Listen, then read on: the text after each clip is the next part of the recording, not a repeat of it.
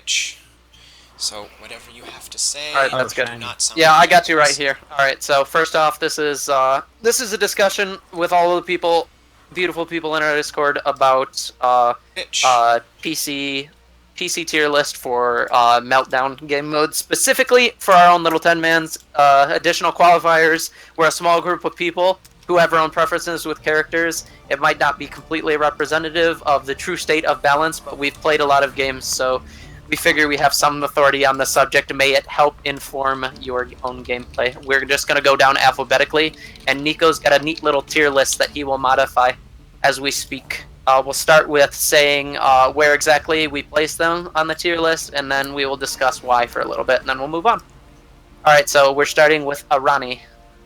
So, where exactly did we place her on the tier list? I think she's like A, right? She's an A. Second highest in A, right?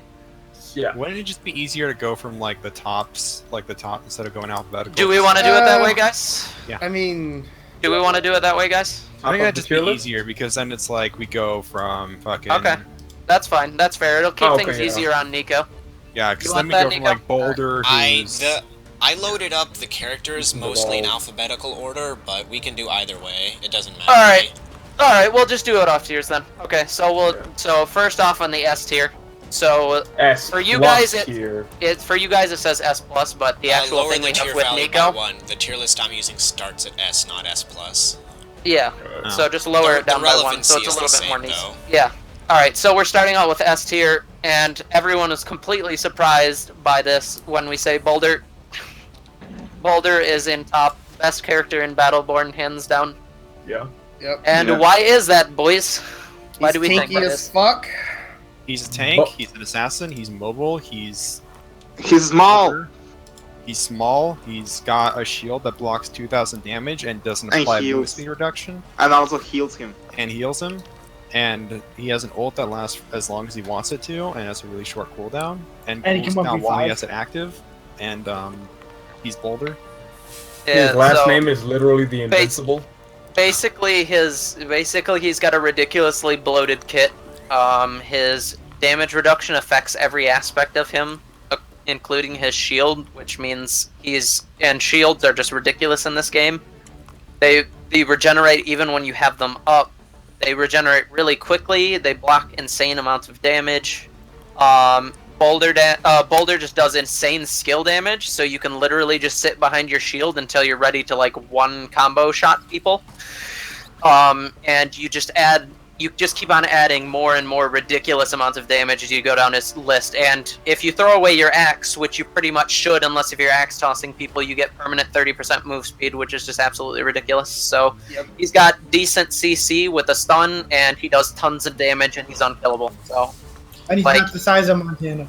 pick him, Yeah. or he's picked and banned in every single non-restricted 10-mans that we do. He's Another picked or big first thing or about banned. Boulder is the fact that for being a tank, he really kind of crosses the line of dealing enough damage to be a threat and warrant getting hit, and not dealing too much to out DPS quote-unquote attackers. He straight up out DPSs some of the actual attackers. Pretty I sure he like out him, yeah, I'm pretty DPSs sure everyone, doesn't he? Ho late game. Late game? Yeah. No, Yeah. he doesn't, but he's close to it. He just He's stupid one amounts of the damage. higher DPS ones, easy. He has high burst. They took away his insane damage when they fixed his level 10 axe mastery. Yeah. He now only does like 200 per hit. Only, Yeah. Yeah. only 200. That's per hit. fine. That's still not insane DPS that he used to have. But the fact So that now he's you so basically tanky just go on with top shield of mastery. it gives him the longevity to get those hits in. Yeah, you can routinely see boulders ridiculously overextend into two people, get a Yeah. kill and leave, especially if he's like level 5. So like Or- even before then, you're just stupidly tanky because you have rage and you can activate that super easy and have it up almost permanently, even with the duration reduction after the last patch. And then once you get your ult, sorry, go ahead. Boulder's taking 2 CCs, unless you have 3, and he has his stacks from his level 9 helix. He has just under 4,000 HP, and it takes like 3 stuns to kill him. He will live through 2, Boulder dash away, and then you wasted your 2 stuns. Yep. He's just way too much. Like, you can kill him, but it requires an entire team to focus him down. And there's 4 other people on Boulder's team. Yeah. Do we? And, do like, we want against to a take good second? Boulder, he's just... Wait. Do we want to you're take a just better off second to banning go him. over each of the Helix options? No, we're not. No. We're just talking about short Okay. why people are stuff. We can do more in-depth guides later. We'll do write-ups about those later. Okay. Well, you guys can do write-ups about those later. So I mean, I Boulder's will the- do a oh. just for everyone else watching this, either while this is streaming or afterwards. I will probably do a Reddit follow-up writing just to put all of the character summaries in writing as to why they are where they are. Yeah, but more I'm also detailed gonna character throw guides this will up be on forthcoming. YouTube afterwards. Yeah, you won't see any detailed character guides probably until the Winterfest update, just because we don't want to waste time. So, Yeah. but it's these people's prerogative to do it. All right, we can move on though. Boulder is pretty straightforward. He's just ridiculous, a very bloated kit. You For can die several for reasons. Darius. Oh, yeah. I mean, All right, so next highest character, Galilea. Oh God. Don't think anybody else is Made up. surprised by this. No. CC it's a made it pretty- right now. It's probably the least controversial character on The this CC list. queen. Yeah. press E to apply every CC effect in the game minus a Hey, stun. oh yeah, and she Pretty has much. a slow. Well, it isn't just that. It's two. She doesn't have it's- blind. Hey, she doesn't have blind. So It it's doesn't- like- Not yet. has a stun on her shield You're toss. blinded Alright. when she's smacking you in the She face. has she has a pull. She has stun. She has slow. She has healing. bleed. Yeah, wound. bleeding. Yeah, bleeding wound. She doesn't have blind. She also has a Um, shield too. That's yeah. another Yeah. big thing. She just And lasers. yeah. Not forget So lasers. everything. She has just a ridiculously robust kit. Her vac is ridiculous at level 1. She has a level 1 vacuum. She has a Cleese ult with 0, cooldown to Startup. activate. Zero Startup, one. yeah, startup, exactly. It also applies level other 1, crowd so- control effects and the basic damage amp.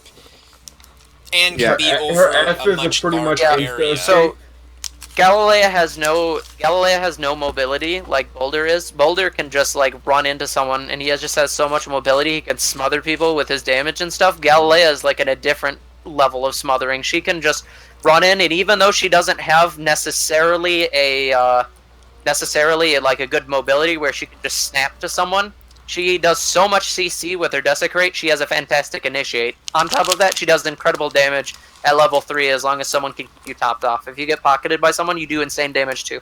That's why she's retarded. At the very Just same time, complete her, S tier. So her F is pretty much just a second chance in case you fucked up. It's Yeah. no one can touch you / heal / you can go wherever you want now. The ult does well, have you can workarounds, so I mean, yeah, the ult has workarounds. It's stuff like that, but she has a really bloated kit. Same thing as Boulder. Just tons and tons of stuff going on. All of it is good, and she does tons of damage. The only thing she is less than Boulder is the mobility. Only at level 5 she gains a little more survivability because of her ult, but still she is way less mobile than Boulder. Probably does less damage than Boulder too, just in the straight up burst front, and it's less Boulder's is less conditional too. Yeah. So that's why Boulder is better. Boulder just can't be killed and kills people. So Gally is overall just a slightly weaker version than Boulder. well, Yeah. you pick her for different reasons too. She gives She's you all better this. for team fights. She's also Unlike Boulder, she's a team player. That's why. I've always Yeah. viewed Galilea kind of like the slightly more offensive version, and Boulder is the slightly more defensive version. Though that's not No. perfect. No. It's not even the case. No. Well, No. it is advertised that she is a brawler and he's a defender, but I think somewhere along the lines they mixed that up.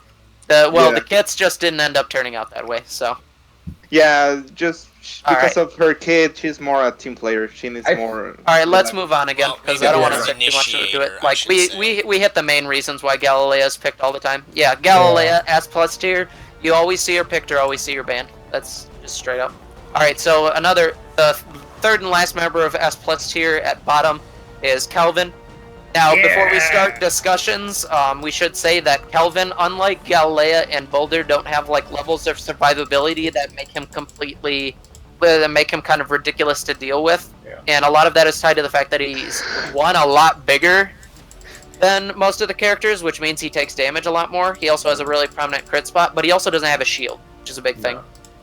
But he But- gains a lot of survivability later on. But the Oh, yeah. biggest thing is his Q. I guess if we had to tie it to one skill, his Q is incredibly oppressive. Like, you have to always watch out where Kelvin is going. It's ridiculous. His Q is Galley's F with a stun. And much higher movement speed. Yeah, and you can reduce it at I think level 7 it is with every chomp kill. No, that's level. Level 5 you can get consumed where chopping an enemy decreases its level movement 6. by 5 Level seconds. 6 right here. Then you can shake the. It's level 6. Okay. Yeah. And it doesn't Level 5, matter I what think, is the enemy DR. you kill. Even if the chomp kill is on a blade bot, you still get the full 5-second cooldown. So it makes it super easy to lower it once you hit 6. Yeah, you can get something to like 40% or so consistent sublimate cooldown. So you're looking at, and it doesn't necessarily have to. And also at level 3, you're like gonna be speeding up the faster you move, so you can possibly chase someone down as long as your team has follow up. Basically, Kelvin can really confirm kills in Meltdown super easy, just by queuing on someone and then body blocking them. And his walls can block out choke points too. He's just got a very, very robust kit. Unlike the higher S tier characters though, Kelvin requires skill to use. Well, no, I'm not gonna say that. The point is like Kelvin.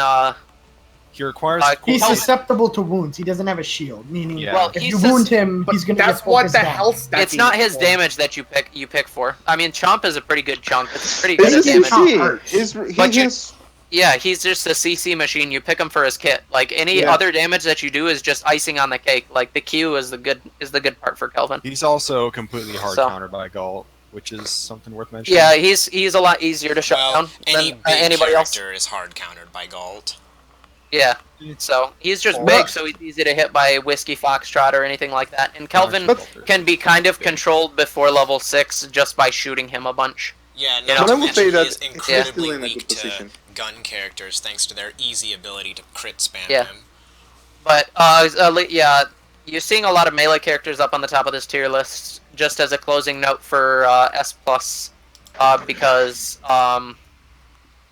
melee's really good right now, and since there's a lot of melee on teams, CC's even better because it helps melee focus their fire really well, and it helps take down tanky CC characters a lot easier. So yeah. Next we got Benny. Yeah, so he's just in A tier, and he's in a tier by himself. Spoiler alert. Yeah, so Benny's in a tier by himself because it isn't like. You don't pick Benny like first in a draft because he isn't like one of the S+ super oppressive people. He just does tons and tons and tons of damage, and it can be super safe with his Q. Yeah, his Q is like honestly a lot of problems with Benedict isn't necessarily even because of his ridiculous damage. It's like all of the problems inherent to Hawkeye. Hawkeye not only damage amps, but it also allows you to get super safe damage. Like, you know, you could talk about, a lot of people can complain about Cleese Taser or whatever, but this is literally the most cancerous form of taser mechanic you can imagine in the game. You hit something once, and for the next 4 seconds, you could shoot people around corners pretty much. Yeah, with 20% damage amp rockets. It's pretty dumb. And there's also, like, basically when someone picks Benny on a team, you need to ensure that you have a very good strong hit scan player or some form of CC to dissuade him.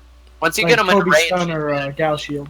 Yeah, once you get him into range, he's manageable, and he has hard counters. It's just he does so much damage that even with really powerful hard counters that would normally bench other people, he just does enough damage to make him a consistent threat anyway. So he does tons of burst. If you chain your Hawkeye into your Boomsday, you can just point blank Boomsday on someone. And you can just smother people with huge amounts of damage and force them to retreat. Straight up kill a lot of characters from full health. So. Or at least put them in a 1 to 2 hit range. He's really good against the squishy Eldreds because they don't have shield, so all the damage goes to their health. Yeah. Yep. And not to mention Boomsday can finish off anyone that he doesn't Hawkeye. With the exception of tankier characters. And Boomsday can pretty much reach anyone on the map depending where he is. If there's in a more range-heavy meta, he would be controlled a little bit more just because he could be poked endlessly. But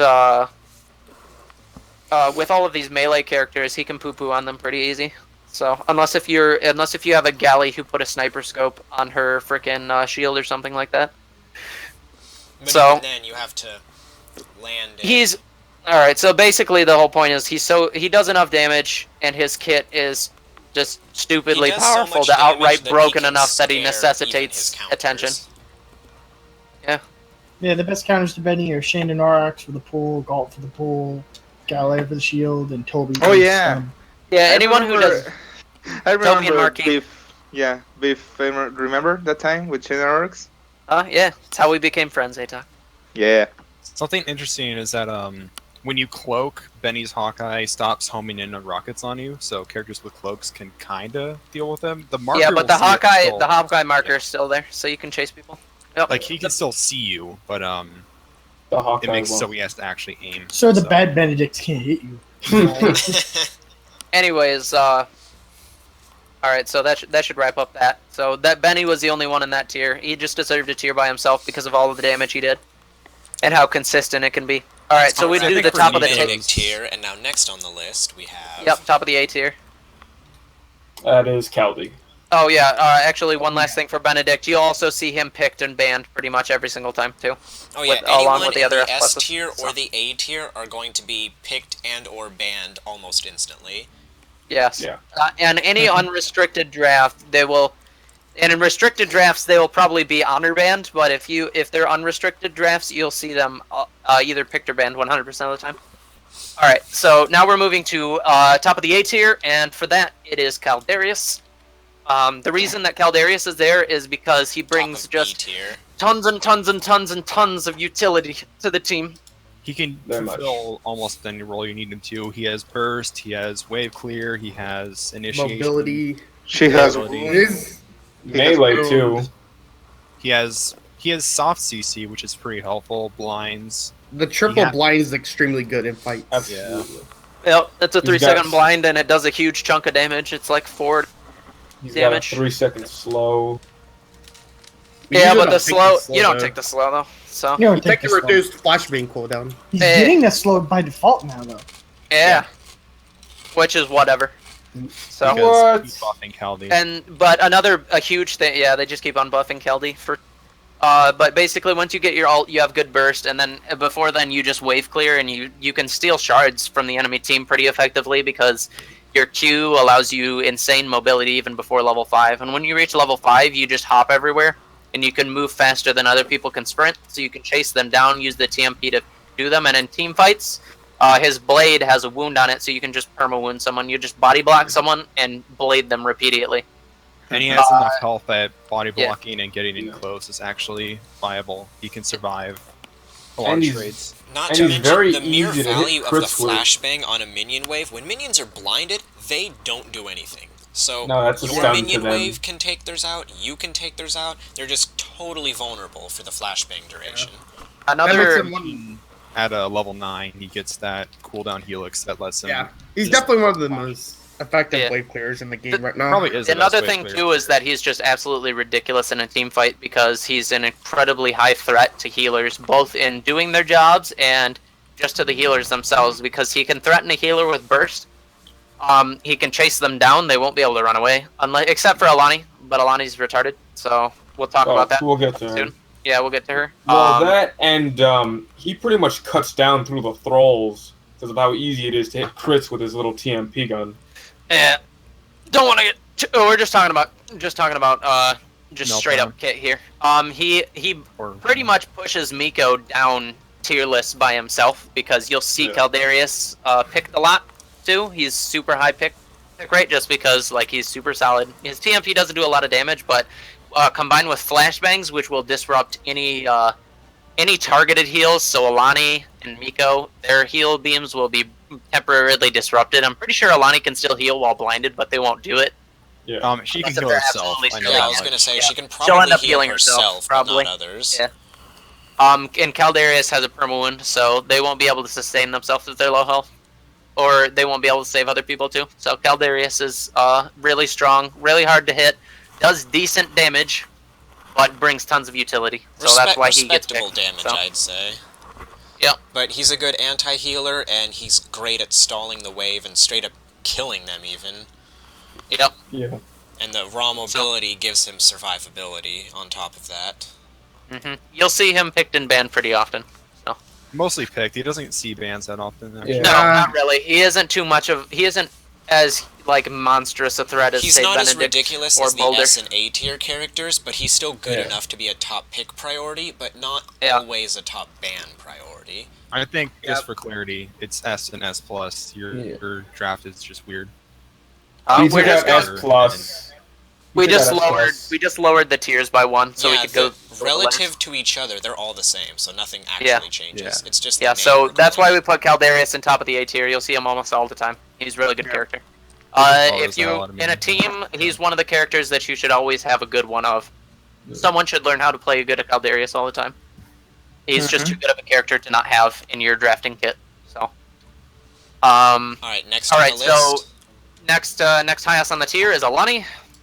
We were talking about her straight, hands down, the best healer in the game. Not because not because necessarily that she does the most healing per second or anything like that. Though she puts out good healing per second. It's Especially late just game. a massive amount of utility she brings. Oh yes. So first things first, she does decent damage. It's comparable to Oscar Mike's, which isn't bad. So there's that, and it'll only get better once you get you start going down her helix. Yep. She has very good Really wave clear. especially late Yep. game. Yes. So, you can do damaging Riptide, and you'll do some pretty decent wave clear, and you can push the wave back, which means you can hold the wave in place. And considering how tanky waves are right now, that's not a bad thing. She has a stun, which is absolutely absurd for a healer. It takes a little bit of skill to land, but when you do those, they're very, very easy to guarantee early kills for your casters and other people who need those early kills to level up. And her ultimate helps her even more in wave clear, and it resets her cooldown at level 10, which is ridiculous. You can do stupid things like double bubble and stuff. The double bubble. Yeah. Massive blow at level 10, and Her that could burst, just yeah. shut down a lot of people. Her burst heals are hyper clutch. It should be noted that of all of the healers, Alani is the most susceptible to wound. So as an Alani player, you should just really watch out for that. So people like Caldarius and stuff shut her down very hard. But she's just solid enough as a character that it doesn't matter that much. Also, she has a absolutely tiny hitbox, which makes her a nightmare to hit with ranged characters. So God, yes. So, like, she has incredible matchups with both large hitbox characters and any ranged characters almost by default. Ice So- has complained about the Galt-Alani matchup more times than I can count. Yeah. But yeah, basically, she does tons of damage. She brings utility and she brings really good healing. So yeah. Also, as we were talking with Caldarius, it's actually very difficult to pin Alani down. Not only is she tiny, but at She can level move- 3, she ends yeah, up she can moving move really incredibly quick. fast with full stacks. So yeah, it's like boulder levels of Oh, is ridiculousness. that She a can get to mutation? places super fast. Yeah, Yeah. level 3 Yeah. mutation. The Okay, kinetic yeah, I don't diffusion have is it on really, really fucking good. Ever since they changed those helixes, it's you're been the gonna superior option. Lure Alani, just level her instantly and grab that mutation. It's so good. Yep. So yeah, good Alanis can totally carry. So In addition, as far as the healing is concerned, Alani is basically just a better Reyna. Yeah. everyone's a That's- better Reyna. Well, I Let's mean, Let's not beat the bush. We'll if get you to go a from Reyna. a purely clutch perspective, Well, burst healer. But anyways, let's not get too off topic here. So yeah, Alani's pretty straightforward though. She brings tons of utility. She brings basically a stun. It's a knock up into the air around with this huge bubble that literally just says shoot me for a second. It's Which a is- much better version of the regular stun, since it makes it a lot easier for people to hit. Yeah, basically a better stun. setting her up as a clear mid-air obvious target from everything Yeah. else. Yeah, it makes she can it very change CC easy super to well. target her. So Or not her, but the Alani Kevin bubbled enemy. is a common combo because Yeah. just Alani's Oh. Helen or It should Gold also- Alani The or geyser yeah. is amazing secondary CC to go off of somebody else's. It should Yeah. also be noted that her CC can get Galley and Kelvin out of their little getaways. Out of their yeah, all, sublimate all and pretty much all any CC Abyss that form. displaces does that too. All right, let's move on though. We it's pretty clear why she is. She's got good heals, got great damage. Her matchups are fantastic. She has just passive mobility from having full stacks. Yeah, you'll see her. You will see people grabbing healers before they will grab their second melee character just to grab Alani first, because she's that good. Alright. And next on the list we have... Randy. Oh yeah. Oh yeah. So Randy, this one could actually be a slightly controversial choice, just because by the fact alone that standing by herself, when she's fighting people by herself and her ult's off cooldown, she can't Isn't do very that useful. much. Yeah. So, Yeah. but the sheer damage output she can have in the late game is enough to put her this high. You can routinely, especially in places that have really good choke points, which you'll find a lot in most maps, and Meltdown as well. Like, there's pretty much no game mode that doesn't have some choke point that people end up fighting for eventually. A level 10 Orendi will pick up 2 kills off of a Pillar Storm at the very least before people can react, and it's just extremely powerful. She just does so much damage relative to the other casters. You get Orendi, you keep her safe, you treasure her, and you give her all your shards, and she will carry the game for you late in the game. Not So. to mention, if you're fighting over a choke point and she's at level 10 and got Pillar Storm, that's, Oh, that's yeah, a potential team wipe right there. Yeah. That's already dead. Yeah, if you end up, an easy way to lose a draft is to allow a team to get a Kevin and Orendi. yeah, Orendi. That's a You basically death thrown sentence the right you basically thrown the draft at that point. Her So alt can also do upwards of almost 2,500 damage. yeah, So that's very... Yeah. Well, like the. well reverse, with the yeah. shadow fire into the ult and stuff, but Yeah, yeah, there you that's the go. whole point. Orendi just does so much damage, like.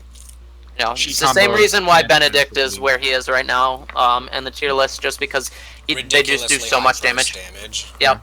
It should be stated that Orendi needs to be played rather exactly, especially when people are aware of your Shadowfire pillars and you don't have teammates to help hold them in Yes. position. It can be very hard to actually land your damage. So, and her autos are very poo-poo, so it can be very difficult to confirm kills. You have With to a be Rendi, very, so. very good and aware of your opponent's movement and predict where they're going to go if you want to land the pillar. Otherwise, they'll just Yeah.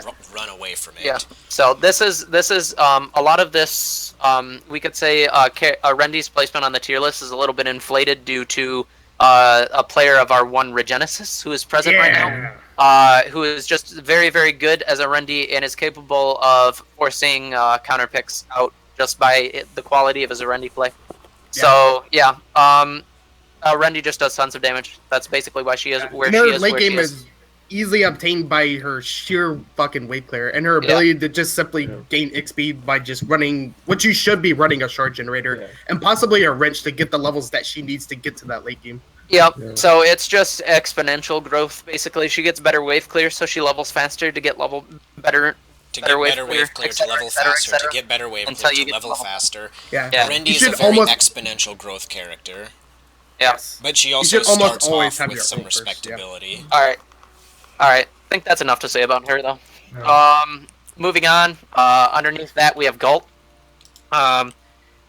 When his trap was removed, or when his It's trap done. usefulness was removed immediately, he saw a huge drop in pick rate in our 10-mans, but he brought it back just because it He turns does out a lot he of really burst. doesn't need it. Yeah. Good team play from a team ensures that you could probably at least land a secondary CC on someone or burst someone down fast enough. Yeah. That, he does amazing DPS right now yeah. with his shotgun. His Yeah. matchups are fantastic simply by the fact that most characters can't even out DPS him.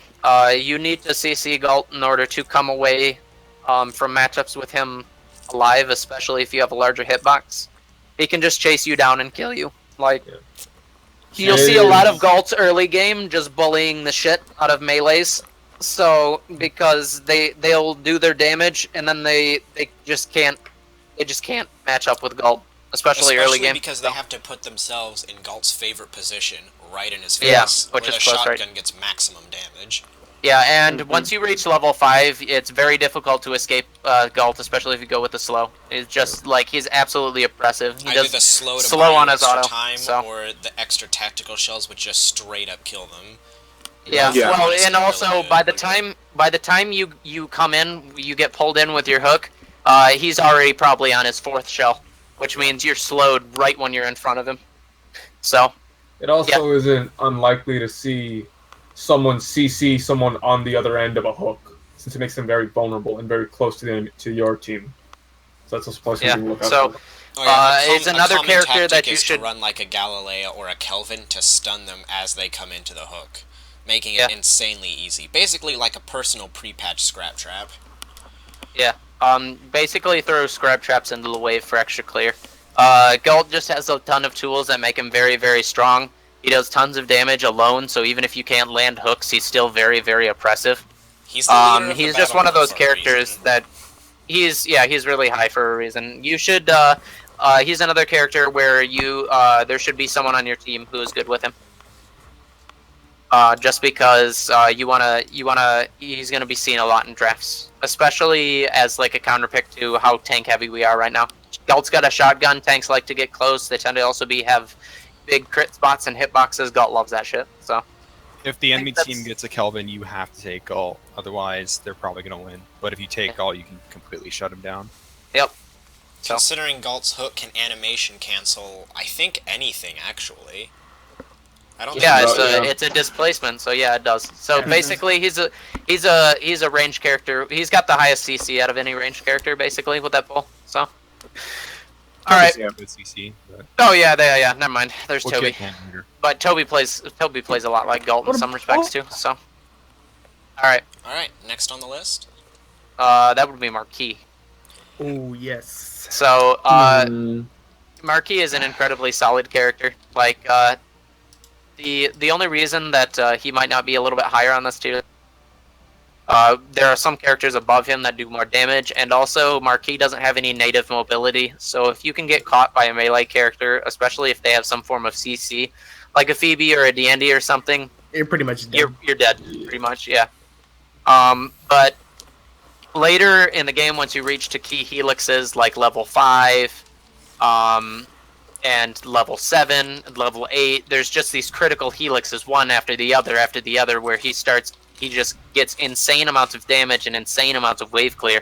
And Marquis basically becomes, later in the game, a pre-patch Oscar Mike. He just, not only can he put out huge amounts of damage while staying incredibly safe, he can also clear waves like the best of them. So that's why he is as high as he is. You'll see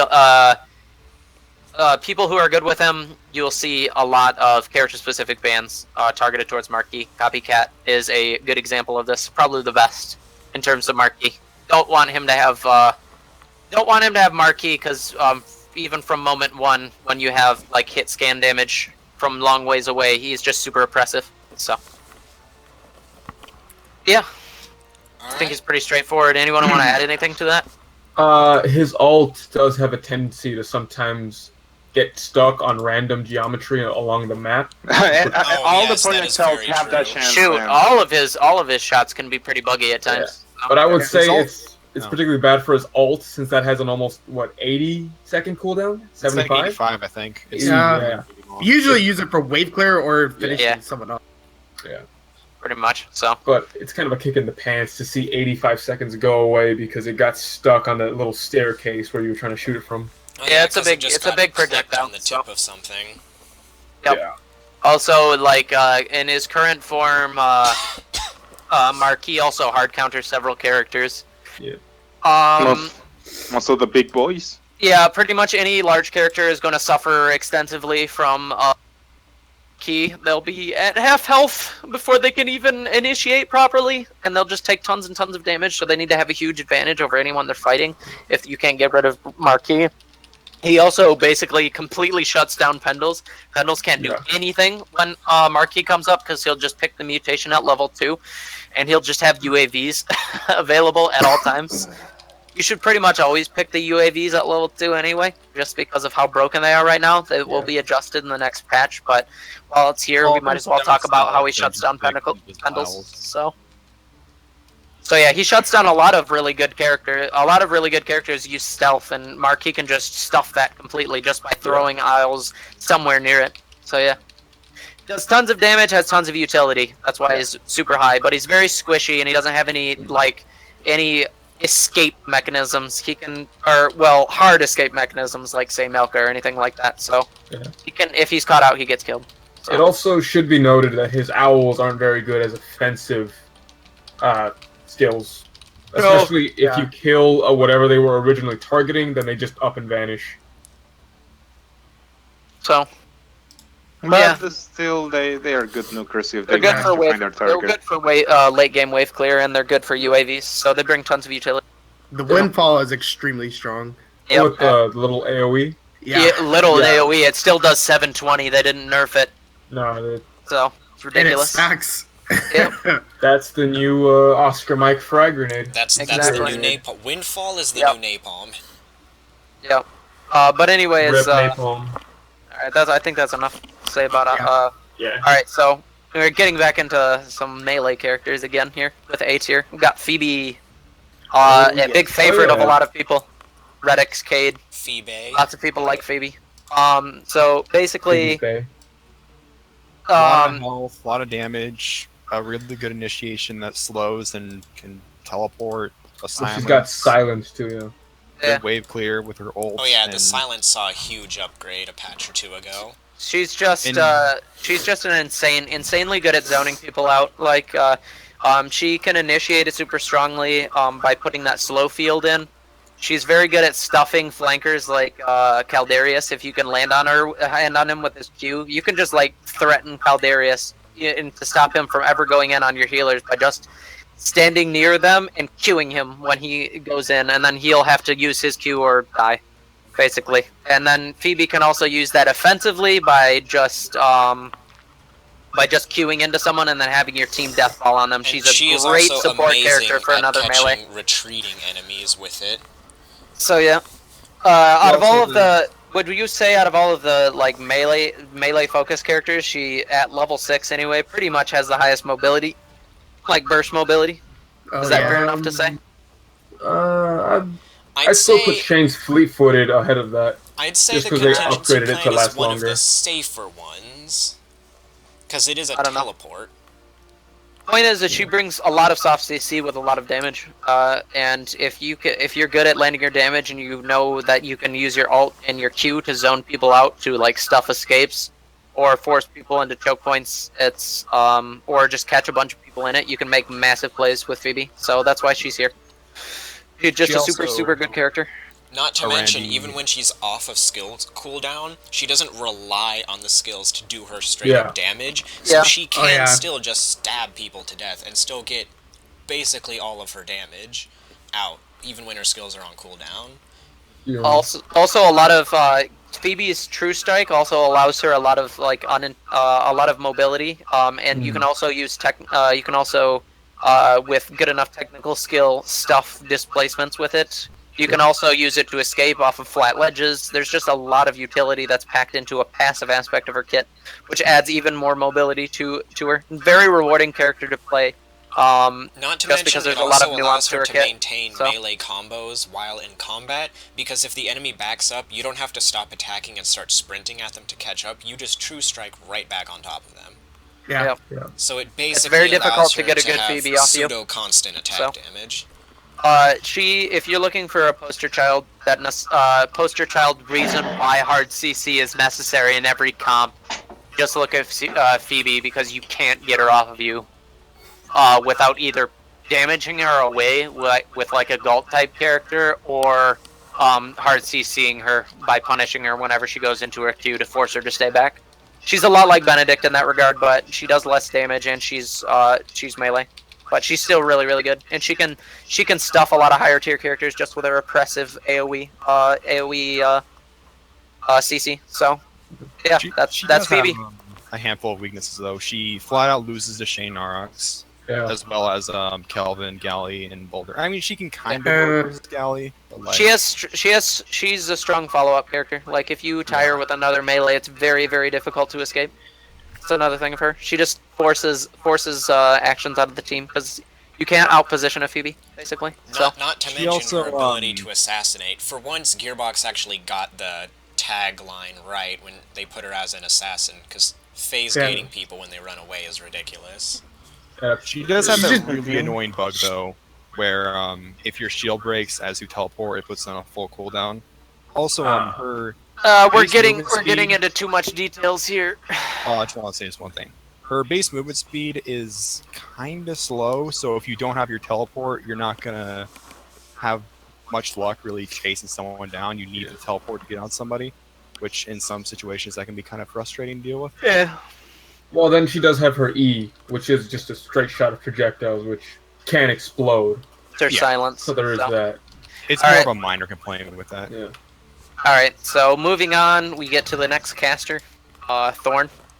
Lower than Arendi simply because casters are generally picked for late game playmaking, and Arendi can literally win a team fight by herself. But Thorn is by no means a weak character whatsoever. She has more health. Basically what you do is you trade a little bit of damage from Arendi for lots of mobility, stronger auto attacks, and a little bit more mid-game damage. Thorn's still incredibly strong. A lot of her skills require a lot of precision to use, too. That's another thing. So Arendi can just saturate a place in death. Thorn can't exactly do that. So a lot of her damage is more single target oriented. So, but her ult is still incredibly powerful and can hit multiple people at once. So she's basically the single target to Arendi's AoE. Yep. She also, she has powerful poke that isn't tied to skills, and if she catches you alone, her charged arrow into volley into ult combo will pretty much 100-0 pretty much everyone in the cast. And that includes quite a few tanks.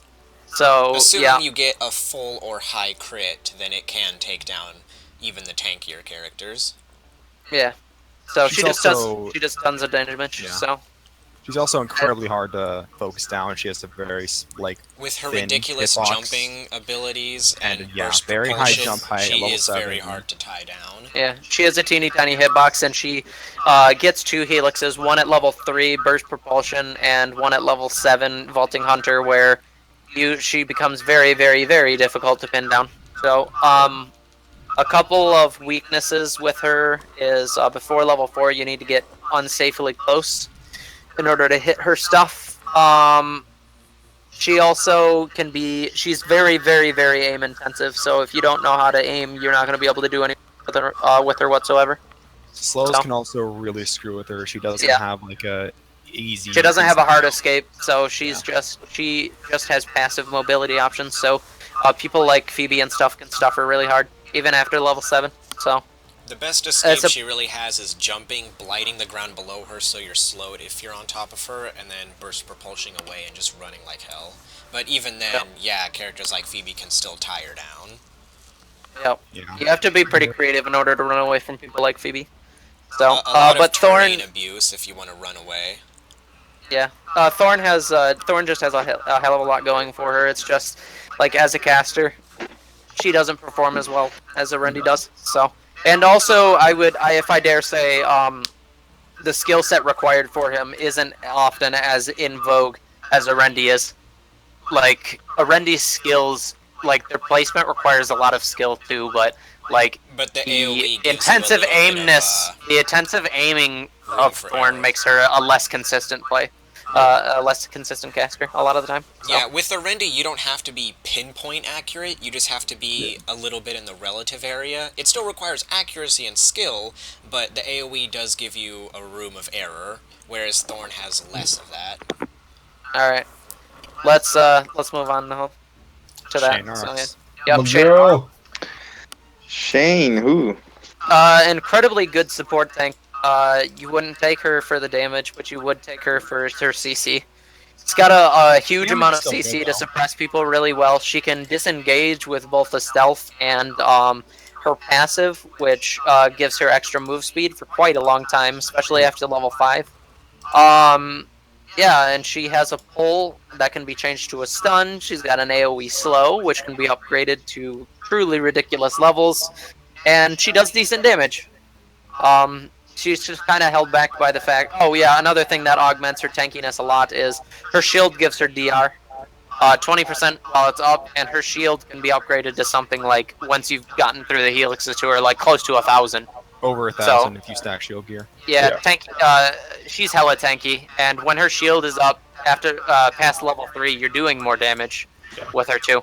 So, she also has a really awkward crit box, so it can be difficult to.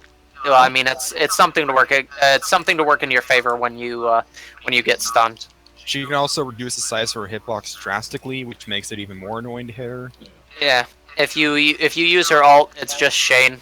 Normally she's quite big, which means it's pretty easy to poke her out, but she can use the ult at level 5 to change her hitbox, which makes it easy for her to run away. So. Stealth Strike will also reduce her hitbox. Oh yeah. For a while anyway. I'd say her problems though consist of the fact that her helixes are mostly rubbish. You She's look at them also and- pretty easy to just kind of poke at. Large hitbox, Whiskey, and Marquis can kind of just poke at her indefinitely, and she struggles against that. Her kit's strong enough that it doesn't. The helixes don't really matter. A lot of the most efficacious kits are either at the very beginning of the helix or at the very end. She does have a few like weak middle hit helixes, but that's never held her back. So This might Only just that, be let's my not forget- personal opinion, but I actually feel like a lot of Shane's helixes are pretty good. Like, I've personally felt like there aren't really many bad ones, with a few notable exceptions, of course. But I feel like on the whole, it's a lot of build-specific stuff. Well, Pin on fetch. anyway, yeah. anyway, I will say that something that a lot of people just don't like is that the consistency of the some abilities like the pull is very bad. That is the pull is considered a projectile that can be stopped or destroyed by another projectile. Yeah, it's very stupid. Yeah. Also, it has a really big hitbox, so it's one of those things that hit the corner of a bad geometry there, and boom, there you go, it disappeared. Another thing too is Shane has a very big hitbox. A lot of it is more vertical, but you can get stuck in the middle of minion waves and just torn to shreds by the minions. Also- Pretty easy. That's a problem with Kelvin too, and pretty much any other big character that we discuss, and it's a large reason why they're generally lower. Kelvin just gets by because he has his frickin' Q. I think that's but yeah. Shane's probably her biggest problem. Like Kelvin and big characters can get stuck, but most of them have an escape. Shane's escape closest thing isn't to as an good as escape is Kelvin's. her F. So, Well, that's the thing. She doesn't really have one. She can prolong it with her E if you pick Welcome Committee. She can kind of get out of the way with her F if she can jump over whatever's stuck. But other than that, she kind of just has to she's force body blocking whatever's in probably her her biggest way. enemy. Like, if she's stuck around minions, she kind of just has to punch her way out of it.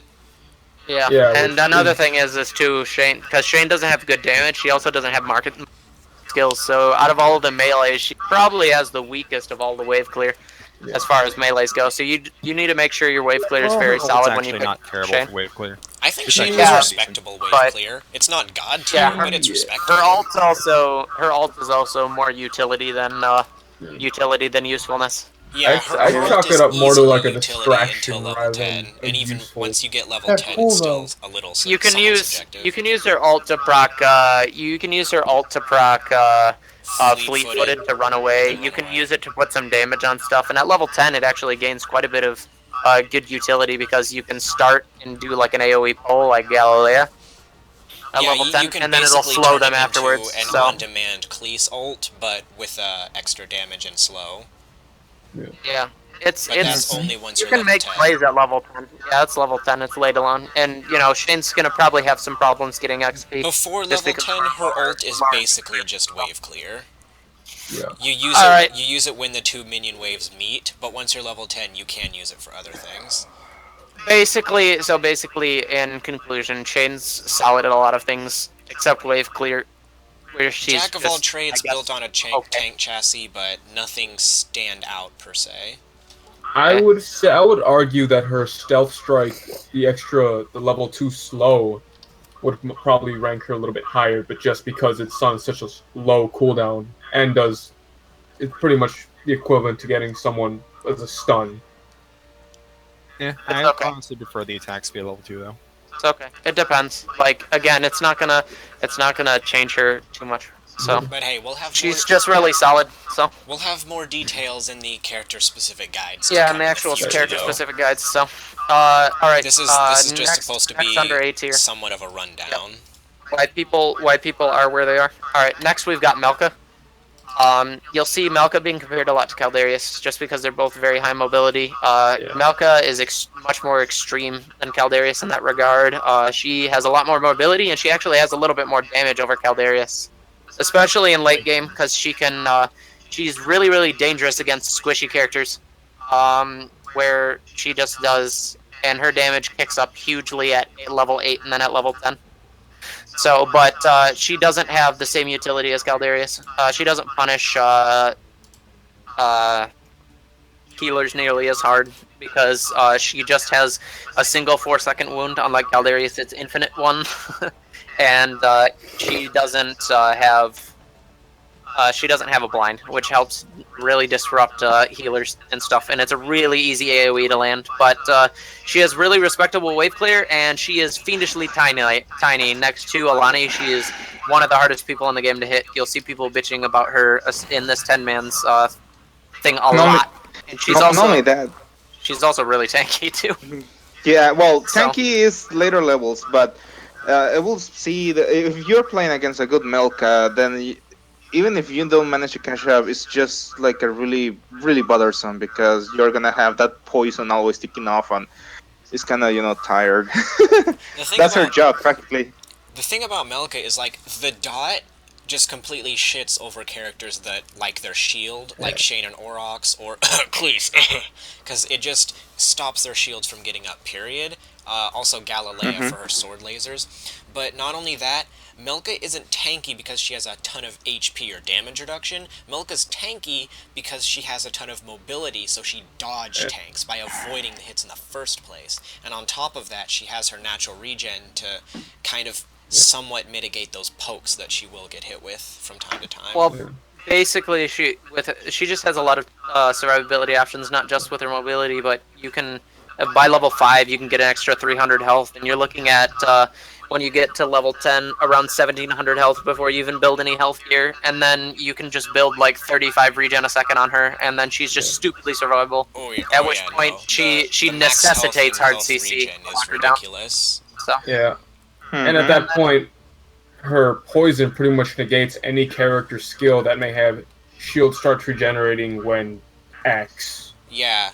Shane and Aurochs being a very good example with their Immortal Aegis. Level 8's refined canisters that give you the 10 extra shots and makes each bullet venom, just completely destroys skills like that. So her mere existence pretty much just straight up negates certain people's healing skills, which... She's just she's not as high as Caldarius just because she provides less utility. And at the end of the day, we're in a CC heavy meta, and if you can CC on Melka, the enemy team will group up and blow Melka to pieces because they don't want to deal with it. People don't like fighting Melka. No. But that's the thing. I mean, with her, because of the helixes, you know what to expect from her. There's no really that much of a choices on the helixes. So every time you see a Melka, and you know that whoever's playing her is experienced. You know what is he going to take.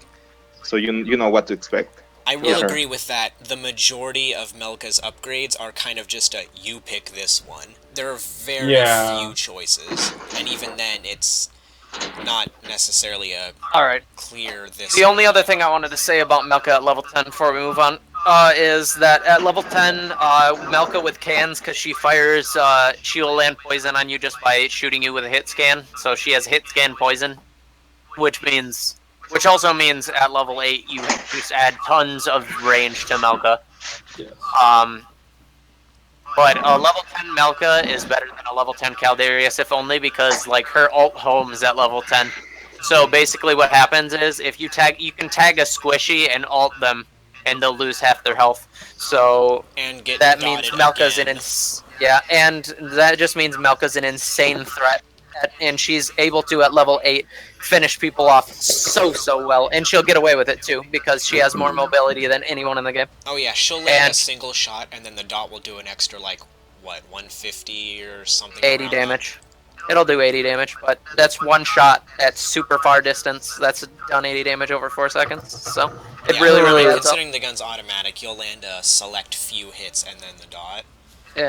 You'll I land really enough struggle to where it versus makes a silence, though. difference. Yeah. Like, Also, silences really screw Melka over even harder than they screw Kaldi over. Melka's only, like, if a Wrath comes in with a silent smash, Melka's only hope is to quick melee, which doesn't really Slide. save you. She's gonna slide away. Yeah. She's She just can gonna try to slide slide, away. but like, Yeah. really, her only hope is to try to stall Air until stall her and slide. skills wear it Yeah.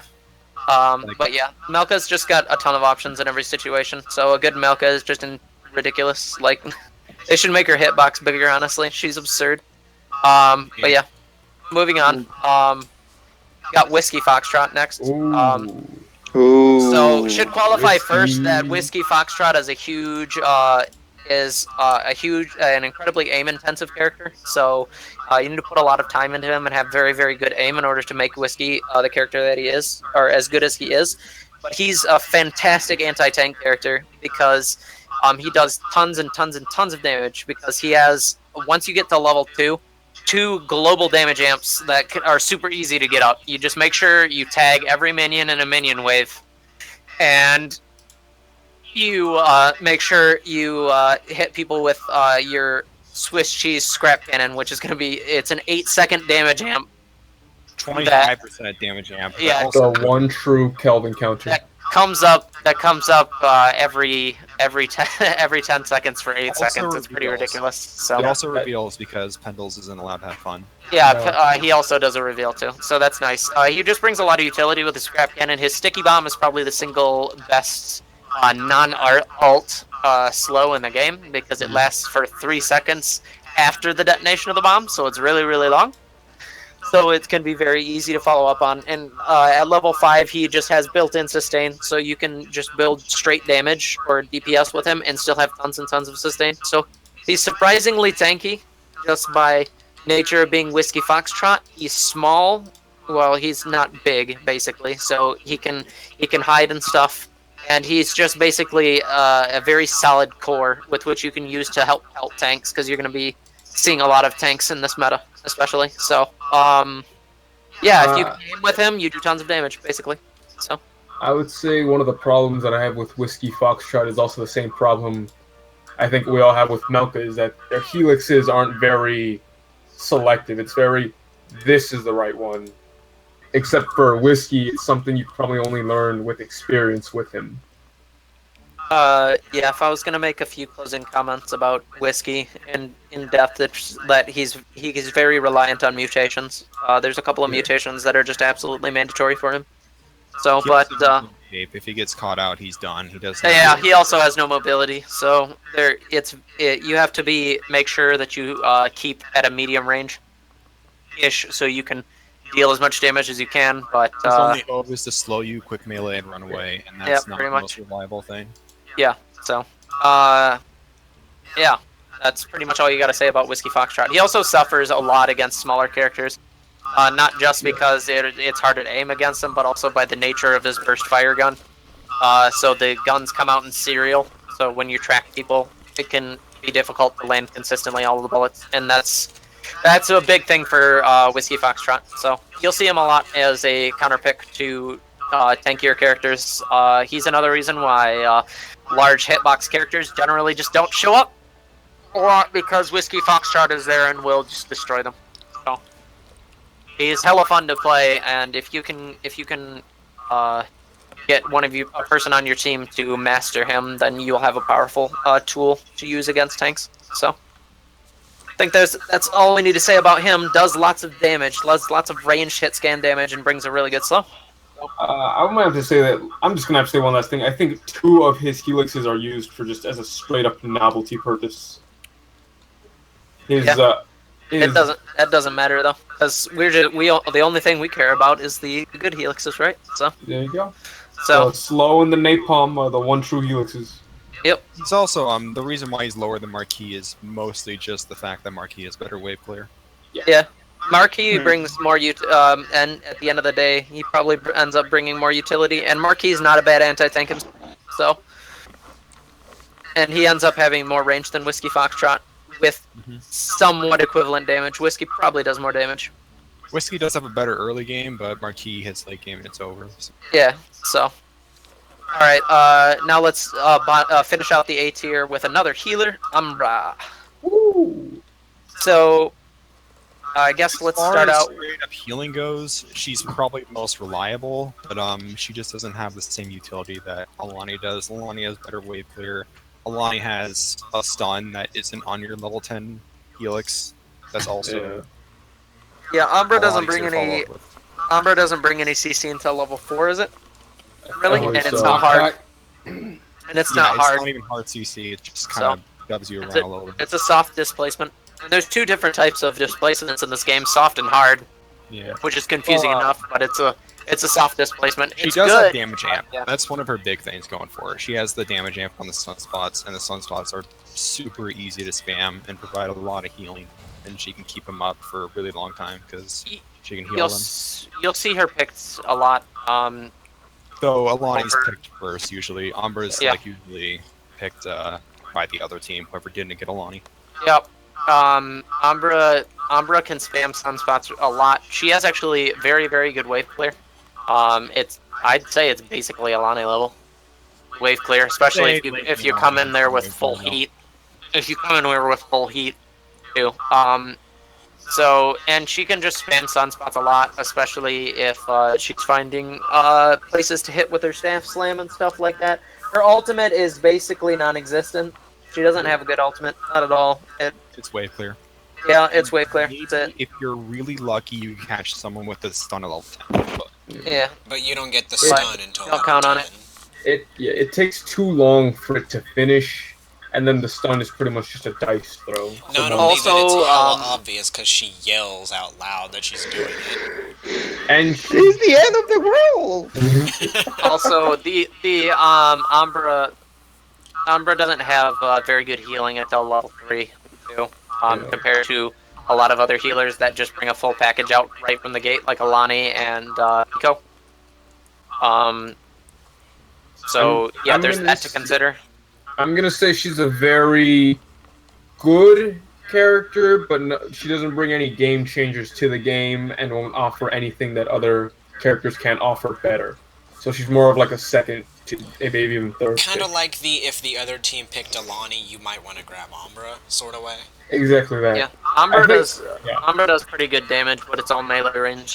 She also has a really big head hitbox. That entire headdress of hers is a crit Yes. hitbox, so she still has survivability problems like Nico does. So And she Yeah. has very low health. If she gets stunned, she's over. The flame shield doesn't really save her from that. The flame shield is doesn't- more of a It's- The like, shield saves her from pokes that might otherwise get her, but not from a stun. no.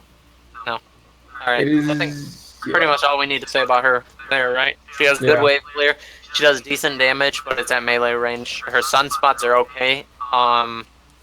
They can be poked out pretty easy.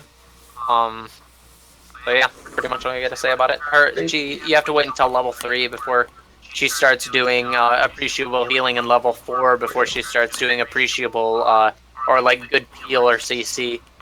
So that she's Helix related, much more so than other Battleborn, but she's not bad, Yeah. not by any means. I think. All right, so I think her entire character can be summed up as if the other team picked Alani. Alright, More so- or less. I think you're underestimating her. It's more that Alani's good than Umbra's bad. That's She's an all right. anchor, So that isn't was pretty much everyone in that was B tier now. So Yeah. B is your solid 4. Just You'll gonna do a see quick a lot of rundown. people. B tier has Caldarius, Alani, Arendi, Galt, Marquis, Phoebe, Thorn, Shane and Aurochs, Melka, Whiskey Tango Foxtrot, and Umbra. The only reason on the list here that it has to dip into the C tier is because when we made this Sorry, you very cut out. hastily, we did not have quite enough room to fill up how many characters we were going to have in here. So even though Whiskey and Umbra are in C tier, they're actually in B tier. Just take them off the portfolio and put them in the gray or whatever.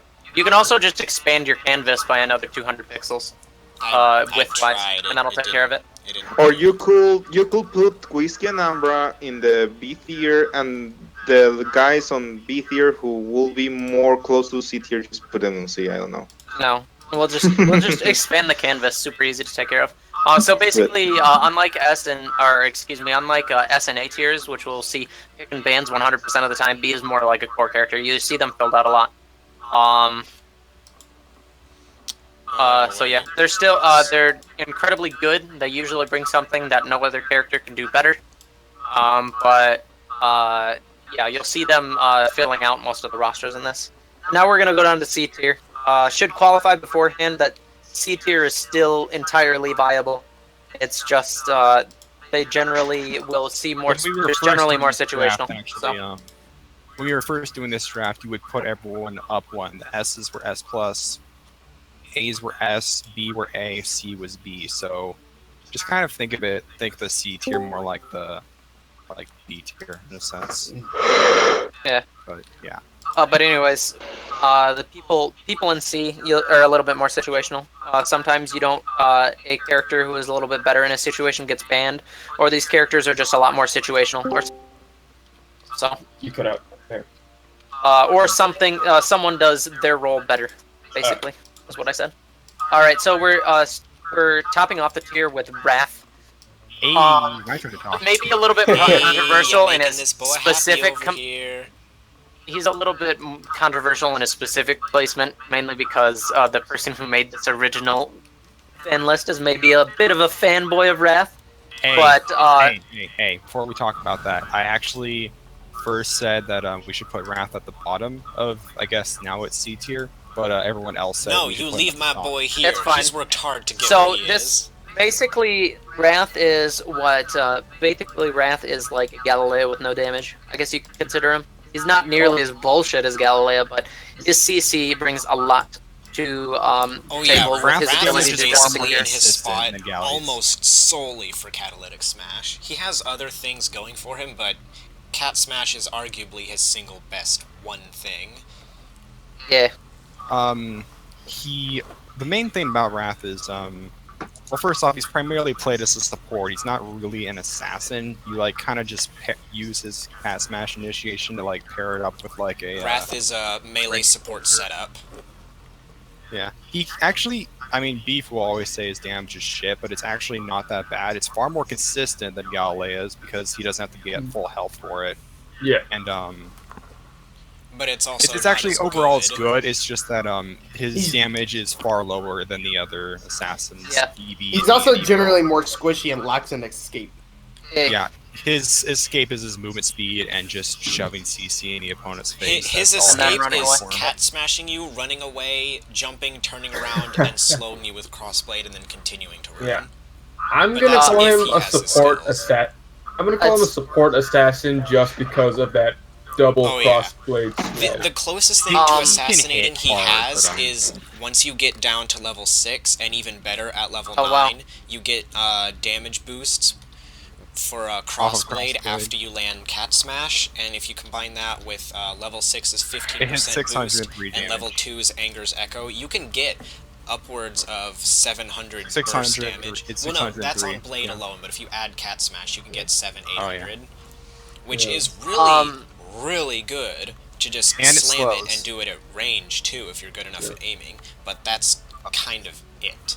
Another thing Alright. with Wrath is that he has an instant silence, which Galilea is the only other character like that. But the big thing about Wrath is that It also Cat works Smash with actually stun. outranges Desecrate, which is going to get to my other point. Wrath as a support actually has a really good matchup, surprisingly, against a lot of the upper tier characters. Either in 1v1s or in like 2v2s, his ability to initiate and just completely lock down people's mobility and use of skills through slows and silence means that he can really screw over a lot of the characters. He can Cat Smash outranges Desecrate, which means that Galilea can have a bit of a trouble dealing with him because you rely entirely on a shield toss to get in Well, on him, Cat and at Smash that outranges range, it, but only by a small margin. Mm. Not when if you get the longer Cat Smash though. That's the long I Cat mean, Smash is terrible yeah, and it's but pointless. like the 15% boost on Crossblade is honestly It's whatever. I'm just Kinda saying, like, like, you know, if you get a double wavelength blast of Cat Smash, you're gonna outrange a Galilea even when you even when she has Blighttown. So Yeah, but from that 'cause don't forget, distance, it's like... Blighttown will do stuff. All right. Like, but- with his kit, he can easily shut down Galea, Caldarius, Alani, Arendi. Kelvin, just cat smash Kelvin out of his queue. Oh yeah, Kelvin, you There you can go. smash him. I mean, wait until me and Sam's gets to the in-depth character guide. You're gonna learn something about Cat Smash and Calvin. Yeah, he can be Arendi, Thorn, Melka, Whiskey, and Umbra. Most of the upper tier characters he does very well against, which is why he's in this placement. Basically, The main thing is Wrath is so low, it's holding him back is because it can be difficult to consistently win 1v1s with. They just So his His character potential gimmick genetic siphon super- is lifesteal, but it's one of the lesser lifesteals in the game. Yeah. His 1v1 potential is entirely reliant on head juggles for the most part, which is when you hit someone with Cadillac Smash, then just run directly underneath them and start whacking at them, which is a viable tactic, and it's a really easy way for him to kill a lot of characters, especially squishies. But when your entire kit is when your entire 1v1 potential is based just solely around that, it makes it a gimmick. lot easier for people to just work around you. yeah, I am gonna have to say though, Wrath is one of the few characters who will change depending on your own skill level. Oh, Like yeah. he does have lots of viable helixes that you will start to pick and choose from as you get better with him, and will decide to move on from. Particularly his level 3 from double jump and spin to win. Oh, yeah. I think let's that's not. gonna win. I'm gonna cut it off right there because this is No, getting too much that's into a fair, character-specific 'cause guide. I know if we don't stop now, we're gonna be at Wrath for an extra 20 minutes. Exactly. So I'm gonna stop you right there. Wrath. Basically, at the end of the day, before we even talk about damage or anything, damage like it with Kelvin is icing on the cake. The whole point is he brings tons and tons of CC to a team. So that's the point of Wrath, basically. But that's my Wrath right here, so let's end it off. brought- Who's next up on the Brought list? Mo because his damage isn't the best out of all of the melees, and his Moves of Squishy. escape are Yeah. pretty. Yeah. and he's You also have to squishy get- as hell. So. Yeah. You have to Yeah, get alright. creative with his means of escape. All right, moving on to Toby. Toby is pretty much entirely down here because very match dependent character against powerful ranged characters like Marquis, He loses. or even Isaac. In the correct situations, Toby can find it difficult to poke people back.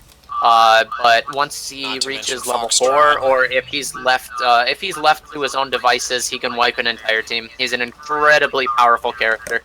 He does tons and tons of damage, comparable even to Benedict at extremely far ranges too.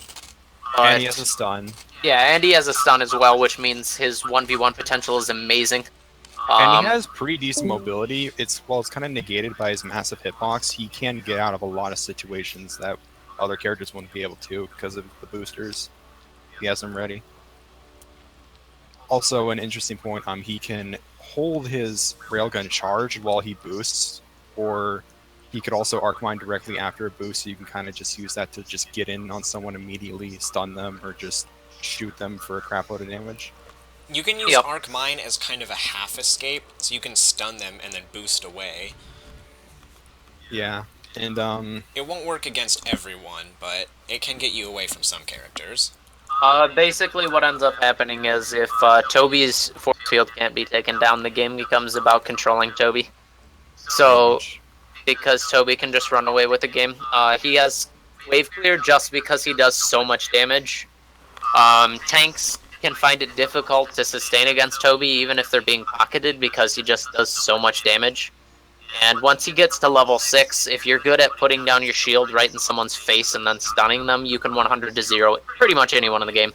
he's also the only So- character in the game that actually has a semi-reliable matchup versus Boulder. So, yeah, he can he can actually 1v1 Boulder kind of before level 10, kind of. Is Toby the only character in the game with a double stun? We don't care about lore legendaries because the legendaries are Kelvin banned has in any Kelvin, 10-man Kelvin setup. with So. Sublimate and Ice Wall as a built-in double stun. Yeah, that's the closest character who has it. So, Oh, but Toby, that's only his lore legendary. We don't care about Yeah, that because this is we're 10 we're man. not counting in that. This is purely character. no, okay. All right, not too much else to say about Toby. Honestly, he can be controlled if you keep him at range and keep his shield down. And He if you flat out can't, loses the whiskey. yeah, Just a lot of flat. characters can punish him hard. Melka can punish him hard. Caldarius can punish him hard. Whiskey can punish him hard. Marquis can Caldarius punish is him more of hard. a 50-50. Like, I would say Caldi's probably might be his direct counter. And Melka's harder to deal with than Caldarius, just because she's harder to hit. Caldarius really doesn't have an easy way to get his force field down without taking a crap load of damage in retaliation, though. So Yeah. Yeah, can just struggle sitting there versus him. pegging the shield until it dies. Yeah, and his That's team really does all do you a can lot do. of damage. I don't think Caldi does enough damage to just look at the shield and say, go away. Yeah. that's more whiskey's thing. There you go. So yeah, basically, Toby is an incredibly strong pick. You can use him to punish people in your draft picks. If people go very melee heavy, you can punish them incredibly, especially if he doesn't have any if you don't have any counters on the enemy team. And if you pick Toby and the enemy team hasn't picked a support yet, because they've saved their support for last, you can put them in a very tough position where they decide, do they want to punish Toby or do they want to actually round out their team with a support? So, yeah, Toby just is he can run away with the game or he can be controlled really easy. He's a very feast or famine hero, and it depends entirely on matchups, which is why he's so low. And he's So, also because there's a lot of adorable. hard counters. So, yep, I and he's would- adorable. I would say he is something of a game changer. If you get a good enough Toby, then the entire match can just revolve around you by the other team getting sniped off.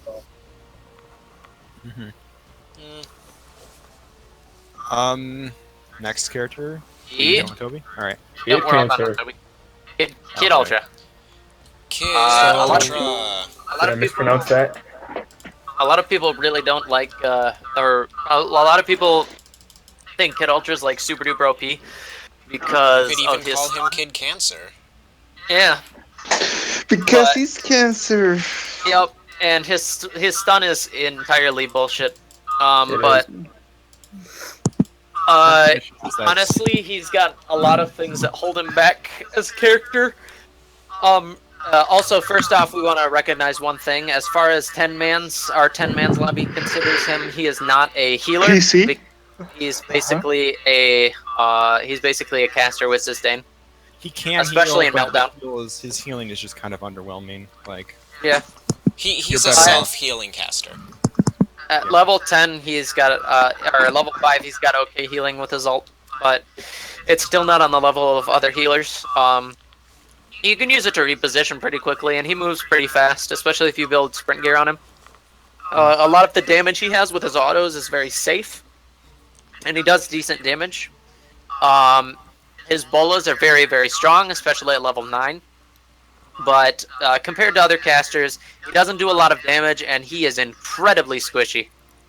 Even if you consider putting sustain on him, you put health gear on him, you will still, especially if the enemy team has Gult, will still hook you in and 3-shot you, just because your head hitbox is enormous. He's got the same problem of Ernest, where if you aim in that upper plate area, you're just going to be hitting crits for days. And he goes down really fast. And he doesn't have any innate mobility outside of his ult. So yeah, his ult is actually really good, though, purely because of how fast of a cooldown it has. You can just kind of spam it. Yep, without and it really has a much hard movement. displace on it too. So Yeah, I if you're was good gonna enough say with it, it's you can also can a interrupt hard ults. CC push, So not a soft CC Yeah. push. If you're quick enough, you can interrupt an already ult with it, which is super helpful. It also goes through people, so you can stun multiple people and the entire wave. Oh yeah, So as you move with Kid Ultra's ultimate, you'll see a bubble around you, and it doesn't matter if people are in the way of the bubble and there's one behind them but still in the range of it. As long as they're within the bubble, they're gonna be affected by the ultimate. yeah, it's a AOE hard CC slash So heal. body Pretty block powerful. does not stop his ultimate as long as they're within the bubble. At least, yeah, but it's not gonna allow you to run away either. But compared to other casters, Kid Ultra's bolas, especially after the patch, don't do damage as powerfully or as consistently as anyone else. So if we're talking about contributions he brings to the team, it's really his late game stun. He's got a stun, which is fantastic, and it's kind of random, and you can convert super heavy off of it. But just as a character, he's actually incredibly easy to shut down, even with sustain and everything else. So you can either poke him you're out of just kinda lane. looking at a whole thing or- of, would you rather get Kid Ultra to have a really stupidly good stun at level 9, or pick Kelvin and have a stupidly good stun at level 1? or play a Rendy, since he's basically a caster, and kill 2 people with one press of a F button at level 10. Pretty So much. there's that too. So he brings a lot to a team. He's just comparably he's not that good, and his survivability's trash. So even compared to like a Rendy and stuff, who is actually pretty squishy, just not as squishy as Kid Ultra because of that enormous head hit buff. Well, he So- does get a bit of healing if you choose that sentry on his heal bots. Yeah, Well, but the thing is, if we're for talking anyone- about Meltdown here, For anyone remember that this, thinks that this Kid tier list Ultra is a centered healer, on. Kid Ultra is not a healer. Kid Ultra is a self-sustainer. Yeah. Well, at least I as get far that. as Meltdown is concerned, he can kind of have like these sort of sunspot-ish things in incursion. But the thing is with that this, is this tier list is yeah, this strictly is Meltdown. So and in and you Meltdown can't he is a self-sustainer. yeah because there's no point in grabbing the sunspot. Like the sunspot drones. I mean, yeah, it's just kind of a. Umbra sunspots are better at that. Yeah, they're better because Definitely. Umbra can spam them fast enough that she can move. You can move around with where you need your team needs healing. So Sunspots have wider range and just more utility. They can be used offensively. Yep. They have a damage amp attached to them, stuff like that. So Yeah. that's Kid Ultra does a lot of things, but a lot of these things are attached to just better characters. That's why he's in C. So Well, Kid Ultra does have a damage amp on the drone at level 6, but Umbra's is still better. Also, yeah, if you and grab that also damage gets in the amp- way of triple bolas, which Yeah. is Which is pretty gross with really stun right now. weird. And, the stun and the bounce. Yeah. Also, they don't bounce that much right now, but still. You used to be able to get a 9 stun before, but still a 6 stun is pretty good. Yeah. But Anyway, we should move, or we're gonna also. Yeah, Okay, we'll move on to the next character. I believe that's All going to right. wrap it up for Kid Ultra. Yandy. Next on the Yep. list is... The Andy. I'm not sure why Ooh. she's this far down. Why isn't she in It is, here? here. it is because she is the very definition of okay. She doesn't offer a whole lot to the team, but she doesn't also take away, and a good enough D'Andy will be useful, but there's no amount of D'Andy that will ever Okay. change the tide of the game. I guess this is a good time to establish that this is often on pick priority. So this tier list is based on pick priority, not necessarily character quality. D'Andy's a very solid character. She does tons of damage. In fact, as a melee, I'm pretty sure she does more damage than anyone else, especially when she Yeah. comes out of I would think when her the- passive is on, right? When her With passive highest element DPS. of surprise, it's Oh, one wow, of, really? if not the highest, but without element of surprise, others do Yeah. surpass it. So the thing is with the D'Andy, you have a lot of really high. Her burst dash does tons of damage if you spec for it, but you shouldn't because it's very inconsistent. Her burst dash is very inconsistent. Hollow Twin is incredibly good; it allows her to reposition, and it basically functions as a hard escape, especially if you don't have a beat on her. Blink Storm is fantastic. It's a free team wipe if you get into it. It's not as good as Calvin's Q, which is hilarious considering that it's an ultimate. But remember, Uh, since the update where they added more lines, the loud lines of the ults, now everyone knows when she's ulting. Yeah, So, that yeah. isn't as big of a deal as it honestly is, because you'll see people like Redx getting at an odd position or turning around or whatever, and Yeah, you the- can't pin down D'Andy's position for the 1 or 2 second channel required to actually stun someone. So Yeah, but still, there's still people that just because they hear the ultimate loud the ult, they don't need to look. They're like Amelka, for example. If she hears or the play hears the last ult, words? she's not gonna look where is the Andy. She's just Oh gonna yeah, she's just gonna cross fly the air straight and up get into out the of air there. and Yeah. get the hell out of yeah, there. well Yeah. that's people with hard escapes and stuff. I don't know. It's more or less just a matter of like. The whole point is like D'Andy brings a lot of stuff that's good. She brings damage. She brings incredible amounts of utility with her ultimate, which is on a pretty long cooldown. The thing is she doesn't bring exactly what Like, here's the thing. is high priority with high priority in the comp right now. You have your Galileas and your boulders that bring stuns and tons of damage, like just CC and tons of damage. D'Andy isn't exactly very CC heavy. She actually has a lot of slows through her helixes, but not a lot of hard CC. So you just will see her pick less than other melees. She's not really bad in any way, shape, or form. She's just not a highly contested character. Yeah, one thing that I hate about her though is just her movement speed is like surprisingly low. Yeah. I've For an always thought that she assassin. does move slower than she honestly probably should. All right, guys, I gotta go do something real quick. So, Red, can you delegate for me if you're still here? Keep things moving along. Atok, you too. I'll keep whatever. Oh, Red's not here. All right, Atok, can you keep things moving along? I think we can hold our own. I'd say. Yeah. All right. We'll just move on. So we're done I'll with be back. Andy, right? Yeah. Yeah. That'll Actually, wrap it up for one last D&D thing. now. We can get more in depth with the character guides later.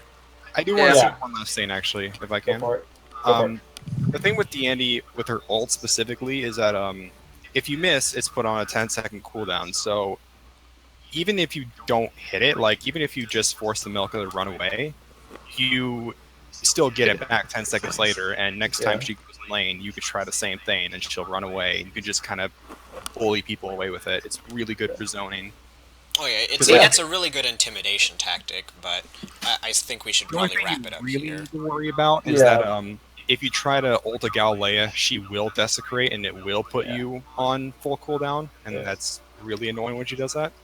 High risk, but also high reward. Basically, DNDN doesn't exactly have the most favorable matchups with a lot of the higher level people do, and her kit is really geared around successfully getting 1v1s. If you can solo ult someone, especially after you've landed a few autos or a burst dash, you can burst people down incredibly quickly, especially if your passive's still running. But once you start getting into more people, the big thing that you bring with a team fight is surprise with your Hollow Twin or just surprise unexpected angle ults. Which, while useful, she just isn't a high priority pick, basically. You can pick her and do just fine in a team environment. It's just, there's often better CC options. So. The definition of okay. Alright, let's move on to Ernest now. Yeah. Best team wipe. Or no, I mean wave. Wait. Yeah. Wave clear. Yeah, Ernest has super good wave clear. His ult is probably the best zoning tool in the game, given that it just doesn't go away until you take it. But, Also, in terms of tossing it behind low health retreating targets. Yeah. he also has a That lot of sounds good. potential off of what you can do with the power egg. I mean, a common tactic is just throw behind a wall, have people group up there, and just hold the choke point. But Which you can isn't do a bad lot tactic. Oh It's no, not a it's bad not a bad tactic, tactic but, at like- all. But a really, really good tactic is also when you have someone take on the opponent, like say you have an Atticus pounce on, drop the power egg right on top, and then they'll just go ham on the person. yeah, you can use it offensively. Also, you can use it as a really good anti-melee tool if you get the slow on The slow, yeah. Yeah, something that I notice a lot of people don't do is use the slow option for some reason, which I don't get, because that choke point on Echelon from the first Sentry area always goes Meltdown. We are talking about Meltdown. No, So, like, yeah. Only But the Meltdown. same Cold idea still snap applies. You antennas. throw that slow egg in a team fight, and Ernest has won. Like, Ernest's team has just won because that power egg. Now they have to waste time at killing that power egg, which means that the opposing team just gets to get free damage on you for that. So it's like, yeah. Well, I think if I there's have a to lot make of potential in team fights with the power egg, and the ult is just really good for zoning and wave clear. His main problem is Ernest is very easy to just focus down. He pulls, especially pulls, just screw him over. He has a massive crit box, not that very much health. His means of escape are very limited, and while they work against melees, they're a lot more reliable versus melees, but not reliable in the slightest versus range. Galt will just kind of laugh at anything Ernest tries to do to him. That being something that I said, he noticed can about him. use the explosive charge once he gets pulled in to get some distance between them, but it is by no means the greatest escape. It's Yeah, and- extremely inconsistent, and you will get results ranging from fart 5 feet ahead of you to astronaut level. Oh yeah, no, Height. you can go flying into the sky, or you can just be nudged 2 feet. Not Yeah, to that's- mention, if in the case that Galt was the one that hooked you, he could probably like take you down to quarter health by the time you've thrown that. Oh yeah, he'll still charge get some out. hits on you. It's not that it can't work, it's that it's very inconsistent. It has By the way, potential, but it's by no means reliable, and the common outcome is not good. Yeah, his ult gives you life steal on it though, and I've been able to pull off about 1,500 life steal before going down. Well, that's with his lore legendary, right? Or Yeah. is it- Yeah. Well, Yeah. let's ignore legendaries here. For now, it's just like a general Okay. character overview of what their kits can do. Yeah, you can do legendaries and character specifics if you really want to. We'll do that in the in-depth one, but for now we're just base character. Alright, so is that all we have to say about That's Ernest? about it with Ernest. Really good zoning, really good wave clear. It doesn't great do team anything fight else. potential, but like his 1v1 potential is really bad. If he gets caught out of position, he's done. Especially if you can bust up the egg or force him away from Yeah. it. Also, a lot of powerful range characters like Marquis and Whiskey just kind of Just tear him laugh apart. at him. Yeah. He's got great wave clear, but is very susceptible to most other attacks. So That's really the biggest thing Ernest has going for him, is completely monstrous wave clear, but past that, everything else starts to dip off, with a few exceptions. He can get people behind corners really well, though. That's true. He can bounce grenades. and knock them off corners. Yeah. Alright, so let's move on before we start But getting too much into him. That'll be enough for Ernest. He's a simple enough to go over. Next character on the list is... Miko. Miko. This This was, is heal. This was one of the ones that we really didn't agree on. There was a lot of, well, this draft says C tier, but in the previous one we were basically on a debate if he should be in B or C, which for this one would be C or D tier. He should be B. But like the whole thing with Nico is that he can be shut down so hard by a lot of the top tier picks. Caldarius especially. Caldarius is in every game. Yeah. Pretty much, and Caldarius just alone makes Miko's life hell. Miko's massive downfall, though, is just his head. Just the size of her crit spot. The crit spot is definitely Miko's biggest downfall right now, and it can be easily exploited as well too by a bunch of different characters. Like Whiskey will not only that. Check out that when he gets stunned, he just says like, "Oh, here's my He kills forward. Miko's stunned animation literally just I've killed a Miko as Galt in like 2 shots before. Oh yeah, when the strap trap would stun. Andy can actually one-shot Miko if you burst dash his crit spot, which is very easy to hit. So like, it is fair to note that Miko's ultimate does temporarily make his head smaller. Shrink his head, yeah. Temporarily, but not long enough for it to make an actual difference. It can save him from a few hits, but it's not going to give him some long-term survivability as far as not getting critted goes. It'll buy him a few seconds, though. But like good Mikos almost always are hiding behind larger targets and get move speed while they're healing.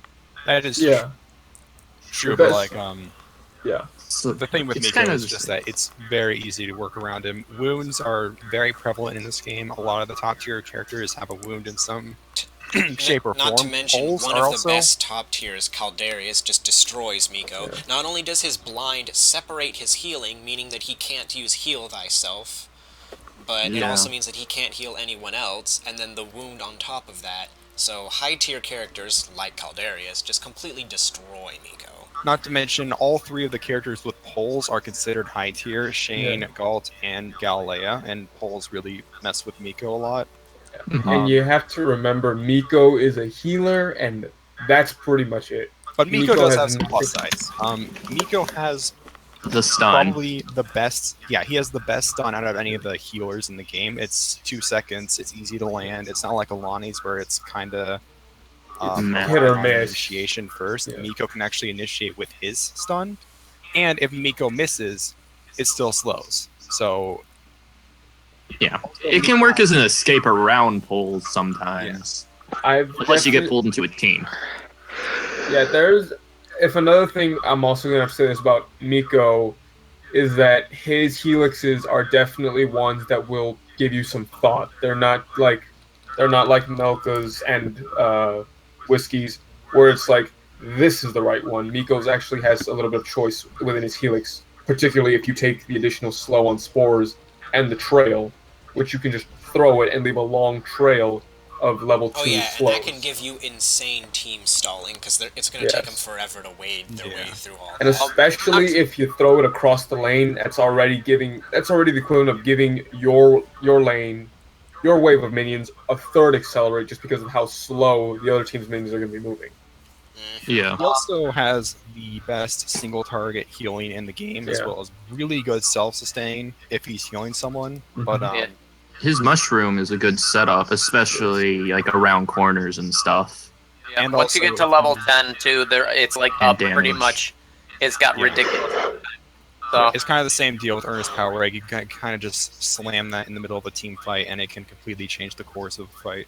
Yep. Not to mention damage ult can wipe out minions pretty well. So. also, yeah. Miko also has, just like Alani, incredibly high mobility. It can be very hard to tie him down because one, he moves decently fast, but two helixes, both at level 1 and level 7, will give him plus 15 and plus 15 movement speed for 30% movement speed when taking damage in biosynthesis, which will be up a lot. So he's kind of like Alani in that regard. But unlike Alani, he's also incredibly squishy. That's the biggest reason why he's down here.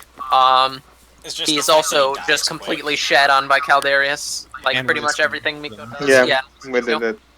Moving over. I think Okay, you went over it? Alright, good. Yeah. I think the last thing to say about Miko is, and this probably might be the best thing about Miko's healing, is that there's, I think it might be a level 7 or 6, a helix choice that will actively reduce the cooldown of biosynthesis While just he's straight up healing. healing, yeah, which is pretty good, because you will be doing, that is the thing that you do a lot, and by doing that You're more, talking you will about actually do level it better. 8. Biosynergy, that's- using the healing beam on allies reduces biosynthesis's cooldown. Yeah. Let's not get too into the depths about the Yeah. helixes. Let's So, move we on. can do that with character-specific guides. Just as a closing thing for Miko, though, even though he's at the bottom of the C tier, don't sleep on him. He's still a very good healer. It's just, especially when you play him in 10-mans and stuff, he's just going to get completely poo-pooed on. He's just going to If be the either enemy team has a outshined or thorn, countered. if the enemy team has a marquee, he's going to be 2-shot or insta-gib from level 1, just because Thorn's going to hit 4 crits out of 5 with her volley at level 1 and just 100 to 0 you with one skill, or Caldarius is just going to poo-poo all over you, or, you know, there's just a lot of characters who will give Miko a very, very hard time, regardless of how evasive you are, just because half of your body is basically a crit spot. So Yeah. Nico is the highest high priority target that can defend himself. It's one of those characters that once you hit level 5, you have to throw your ult to stay more alive. Oh yeah, you're basically spamming it to buy you any amount of time you can. alright. Because you throw your head hitbox there, you leave it behind. Now you can practically survive a little bit more. One thing that we didn't say with his group poison effects can be pretty strong at wave clear. Yeah, At especially- level 5, getting the poison to spread to nearby enemies. Yeah. That's great. Always pick that one. Alright, But let's anyways, move on I down. believe We're that's actually going to getting call it for Miko. On to the next character. Yeah, when we get down to the D tier, this is actually characters start to exit the realm of viability and start to become a little bit more, Wait, not just incredibly are we situational, down in and D tier now? like never picked. Yeah, D tier. It's the C tier in your tier list. I'm gonna call this like gimmicky at worst and extremely skilled at best. It's situational. A lot of these characters are really very situational. So, all right, top of the C tier, and he could be at the bottom of the, or excuse me, top of the D tier could possibly be bottom of the C tier too. Is Atticus, Big Daddy Eddie. Ooh. Big Daddy Eddie. Unlike a lot of other characters in D, Atticus actually has a lot of place in a game just because he hits like an absolute truck. Like, he does tons and tons of damage, and it will stick because of an incredible wound that he has access to. Not the best wound in the game, but it's up there. It's a very, very, very good wound. It'll last for a whole 8 seconds if Atticus sticks on someone. So. He also has a really Caldarius high works health him. pool with good self-sustain, an ult that if you use it right can be absolutely devastating, and pretty good initiation in the form of pounce that can also double as an escape if you need it to be. So, yeah, but he's... Sorry, go ahead. You can add something, Atok, before I start tearing it down. No, talk about it. Don't worry. I mean, you can talk about it if you want. I just want to close off with cons. So. Not really. Just keep All saying if I have a point, I'll let you know. Don't worry. All right. So, he's got quite a few problems though. The first one, most obvious one, is freaking enormous, which hurts his matchups a lot. Alani will just outstain him, for instance, unless if Atticus is right up there in his face punching her to pieces, but she can poke him really hard. Marquis can give him a hard time. Toby can give him a hard time. he has difficulty dealing with range because he just can't really take cover against these things. All of the CCs are going to hit, which limits the usefulness of his ult because it's a channel. Yeah. So people can CC you out of that super easy. Yeah, I'd say his same problem with his ult is the same one Isaac has, where it just puts you in a position that you cannot defend yourself. Oh yeah, so much you as you become can just super turn- obvious. You have no way to really avoid it at all, except for try and slightly nudge your way and hope that they miss. And it makes you a very high priority target and an easy one to hit. All you can really do is just turn at whoever's attacking you and hope it's a singular thing, and just hope that it'll get out of the way and not hit you anymore because your ult's scared off or whatnot. It's also... Sorry, go ahead. You can go. No, just saying Atticus practically still, like you say, is very situational. There's times where he just can regular, times where he's gonna be the mid shield, and but yeah, he practically has like a full kit. You know, he can wave clear, he can burst, he can lock down someone. But yeah, still the problem is mostly his size. Yeah. Also, even though he has an enormous health pool, it doesn't even matter because he just ends up taking damage from the minion wave, damage from 2 separate people. You know, like the way his everything passive shooting at him. works too, he's oftentimes actively punished for using pounce, which kind of hurts him a lot. Like if you pounced as an escape, you've lost all your health regen, and you have to go and refarm that back up, which can be kind of annoying. Pounce is just really... If Pounce had a shorter cooldown, you'd see Atticus being a lot better. Yeah, not to Because that mention Pounce is not on to mention such a cooldown. ridiculously Even the long fully cooldown. charged boost for Pounce is just deal 200 damage to shields. Like, whoop de frickin' do. Yeah. Yeah. Like, Well, the fully it's an charged underwhelming bonus part of his isn't kit. even amazing to begin with, and then it makes it to where his other things don't get theirs. Also severely limits his options of initiation, because one thing that, if possible, would be really cool is if he could just pounce in and then immediately start ulting, but he can't really do that because he will burn all his stacks if he pounces in. So There is that one skill that lets you only use one at a time. Yeah, but the regen's far better. yeah, Way better. So much. Not only that, the level 10, also the one on the left, I forgot which one is it, but it's the one that Wake leaves of the damage. Devastation does enormous amounts of damage. Yeah. And is the one that you always get. The other options on level 10 are useless. Alright, so that's enough about Atticus, honestly. He's actually a very solid kit. It's really hard, but honestly, besides from his damage and his wound, he actually doesn't really bring that much. So, and he's got a number of problems, most of them attributed to his size, so. Yep. Yep. What's Alright. next? Alright, moving on, we have... Montana. Yep, Montana. Oh. So Pretty sad much news as completely unchanged ever since the game has started. He's pretty much been an extremely situational pick. He and has nothing kind of better. the same deal with Atticus, does a crap load of damage, good, and a lot of health. But the thing with Montana that gives him an edge over Atticus is his CC. He has much harder CC, as well as arguably one of the best slows in the game. I'd say so. Yeah. Yeah. But the main things with Montana, one, he doesn't have any self-sustain, which is kind of a problem. It basically requires him to have a healer. Atticus can kind of function without a healer, and especially in 1v1s because of his passive health regen, but Montana doesn't really have any of that, aside from like 7 health per second. But he has Yeah. massive damage reduction. Yeah, he does, especially on his ult and Hailstorm too. No Yes, problem, he has but, really but good I damage will say this: that the main thing against Montana are the stuns, because stuns totally nullify his damage reduction, and even the ult. He's doing the animation of the ult and he gets stunned, pull or something. Boom! You deny the ult. That he's very susceptible to that. Yeah. Yeah, it would be very nice if his E wasn't canceled out by hard CC. Kind of sucks that it does. And there's Yeah. no reason for it either, considering it's like a change state. So that's one thing that would really help him a bit. But another thing too is he's just enormous too. Super easy to poke him out. But hey, Yeah. Sniper One nice thing Montana, about once the Montana, patch though- comes out. Yeah. One nice thing about Montana, though, is that his helixes are actually pretty diverse. You have a lot of options of what you can do with them. His helixes Yeah. aren't very, like... There's also Like, some the, of his options aren't that there's good, also the but, different fire and ice builds, too. Yeah. Screw fire, get ice. Yeah. 100% Ice of is the still time. better, but there are a lot of things you can do with him. There have been countless debates between us about his level 1 Helix, a Weatherman versus going the distance. I believe the other one's. Both are good. Yeah, both are Weatherman, good. 100%. I Anyone agree. else is Both- I think anyone both else are is a good. scrub. Weatherman party is the best party. Montana also has really good mutations, especially his Yeah. level 5 one, which ups his accuracy. And Yeah.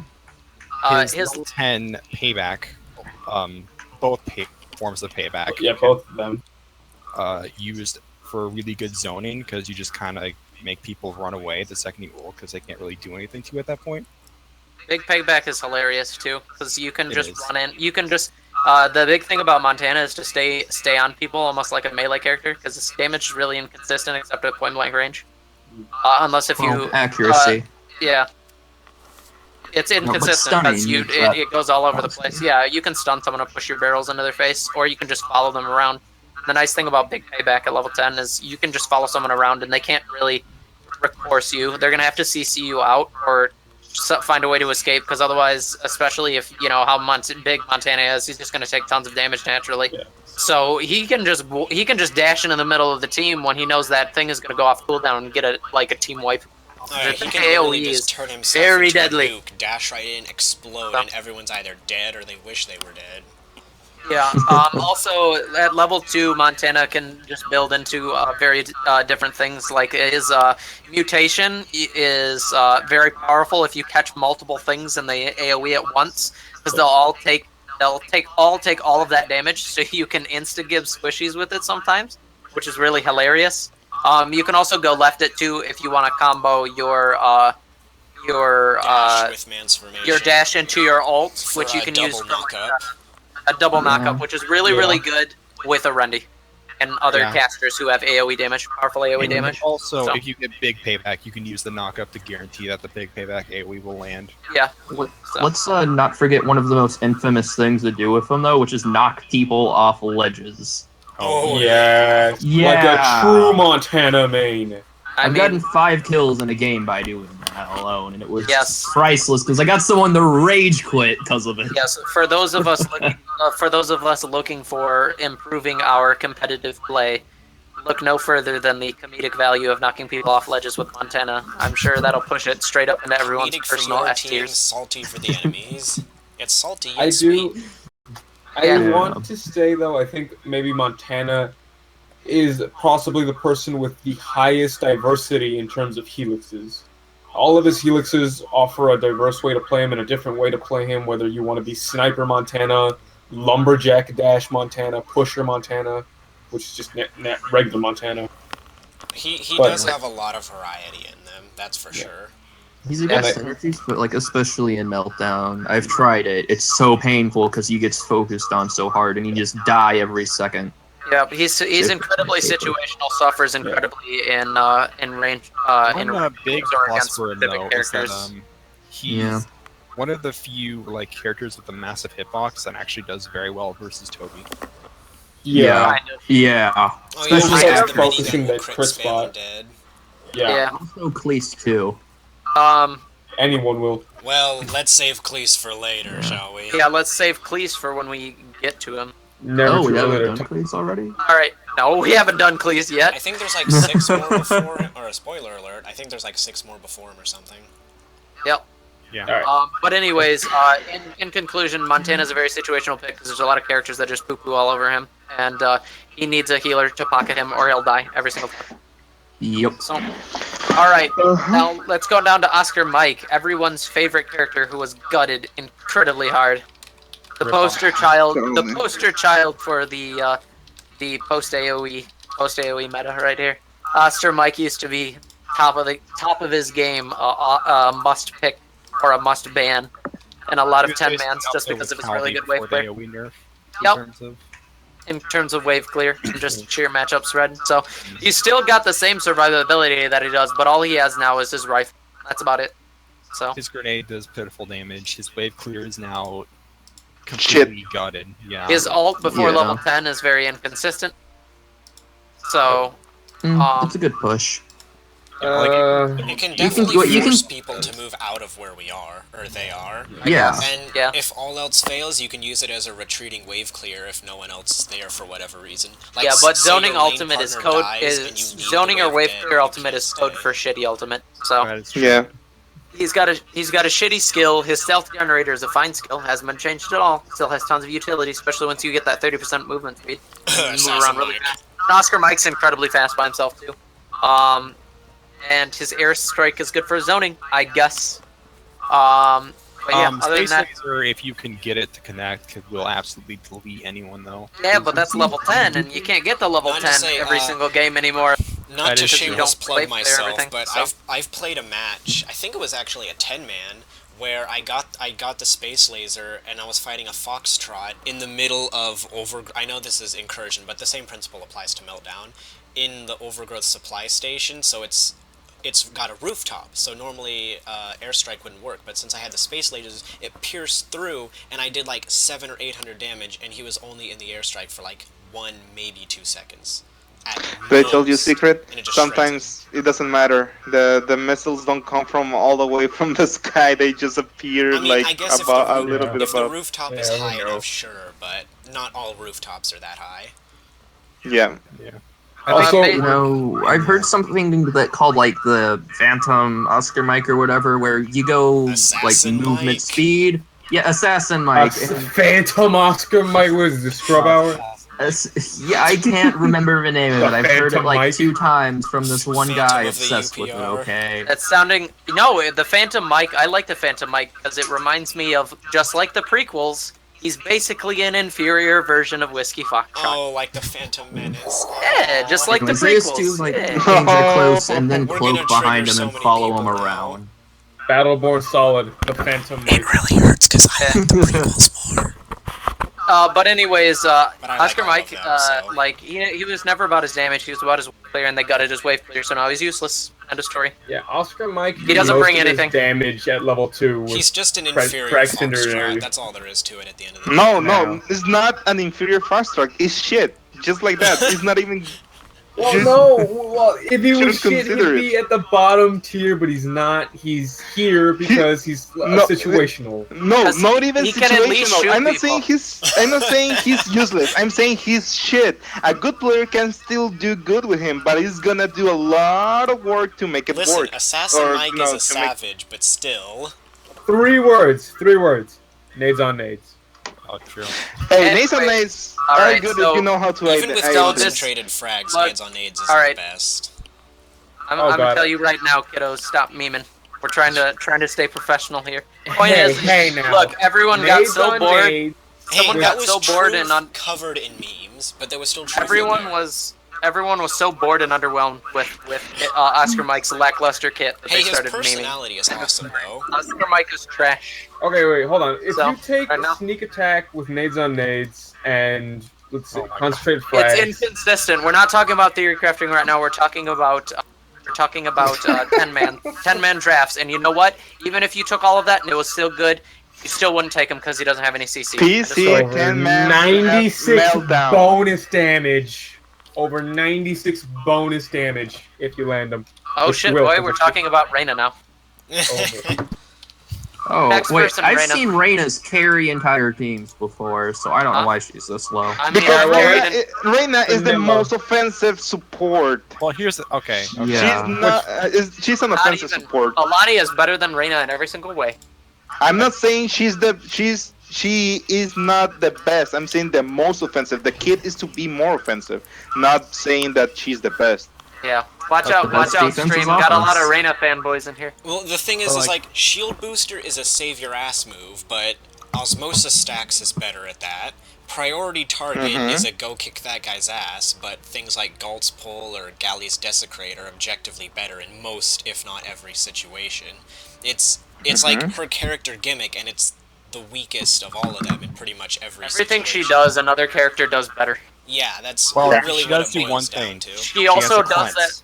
She also does all of this, cleanse, which isn't good enough to It's justify her something, position. which She is also why has. she's She not does. there, but- She also offers all of these subpar utilities without having any escape or wave clear. So yeah.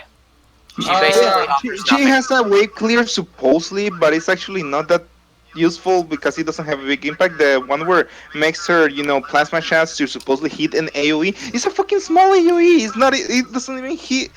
The bots need to be like hugging each Basically other right to on actually top of each receive. other. Yeah, I want to say that to be damaged. I want to say that Reina would be a lot more viable if her movement speed was enhanced, because that would allow her to move back and forth and Just do grab the more sprint speed and that's support. enough. I blame her fat ass for that Basically, one. there's I mean, there's have you no seen it? there's no other support you would pick over Reyna. You picked it Ultra as a support over Reyna.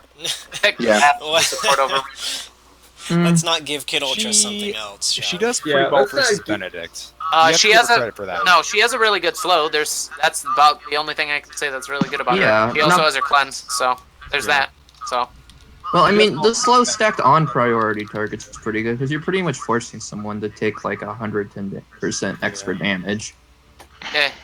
it's just everything she does is super underwhelming except for the slow. And that's not or the cleanse, I guess. But it's not enough. And the plasma explosion also that's underwhelming. That's why no one takes it.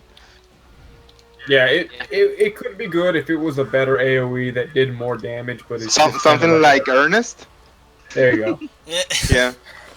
All right, Her burst has the AoE effect of dropping a tomato on the floor. all right. Alright, Moving that's on, gonna wrap it up for Because Reyna. Ho-Ho was silent before, now he's just gonna speak a shit ton. Eldragon. Shit. Oh, Caca, oh no, mierda. it's dragon time, boys.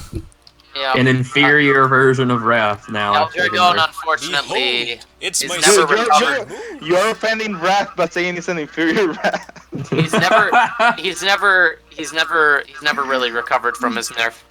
And I mean- this might sound a bit controversial to some people who thought he was like an obvious pick for melee before his nerfs, but at least in organized play, he required a lot on the element of surprise or rushing quick into people for a very powerful initiation, which he did better than anyone else before his nerfs. That's what he did. That was his thing. If he was seen, he was CC'd and blowed up instantly. So Pretty much. now he just doesn't do whatever other characters do. People with higher health than him have more CC, easier, and do more damage. It's retarded. So yeah. I don't think Ho-Ho disagrees with me. He's even It's his weird. signature move. He's Oh, it's squishy. He's muted. really big. Oh, Yeah, it's muted, because he's screaming. So he Yeah. knows he's gonna be muted. But anyway, I mean, Dragon is big. It's really squishy. And early in the game, he has like underwhelming damage, and Yep. his CC is really Mediocre. not existent almost now. Yeah, very mediocre. Yeah. Yep. But still needs another nerf. Yep, but of course. So, Anyway, yeah. honestly, in order to see him get used at all, to be reverted to pre-nerf states probably, or some other rework if they're not willing to do his ultimate. Because the big thing that Eldragon brought that he sacrificed all of his health and, or all of his survivability for was his insane initiate, which is really, really good. Best initiate in game, but now it just isn't worth it because like hell, why play Eldragon where you have to get to level 5 to ult and stun one person for 1 second with that pitiful AoE when you can just play Kelvin and press Q. Yeah, and if we're talking about low tier characters, as we're talking right now, even Atticus will be a better option than Eldragon. Yep. And if you want CC, just pick Wrath. If you want Burst, Atticus. Yeah, Atticus or just By the Deep. way, have we covered Wrath already? Yeah, Yeah. we He's got it. covered for- he's Alright. top of your tier. Oh, okay, I can see that. Yeah, that's why I'm saying talking about low tier characters now. Yep. Even Atticus is way better than Eldragon. Eldragon's the one thing he does best is disrespecting an enemy very, very, very, very potently. Like if you know you're gonna beat someone, you pick Eldragon to disrespect the enemy team. Pretty much. Look, we can afford to throw away draft picks by picking Eldragon. Yeah. Look how bad you are.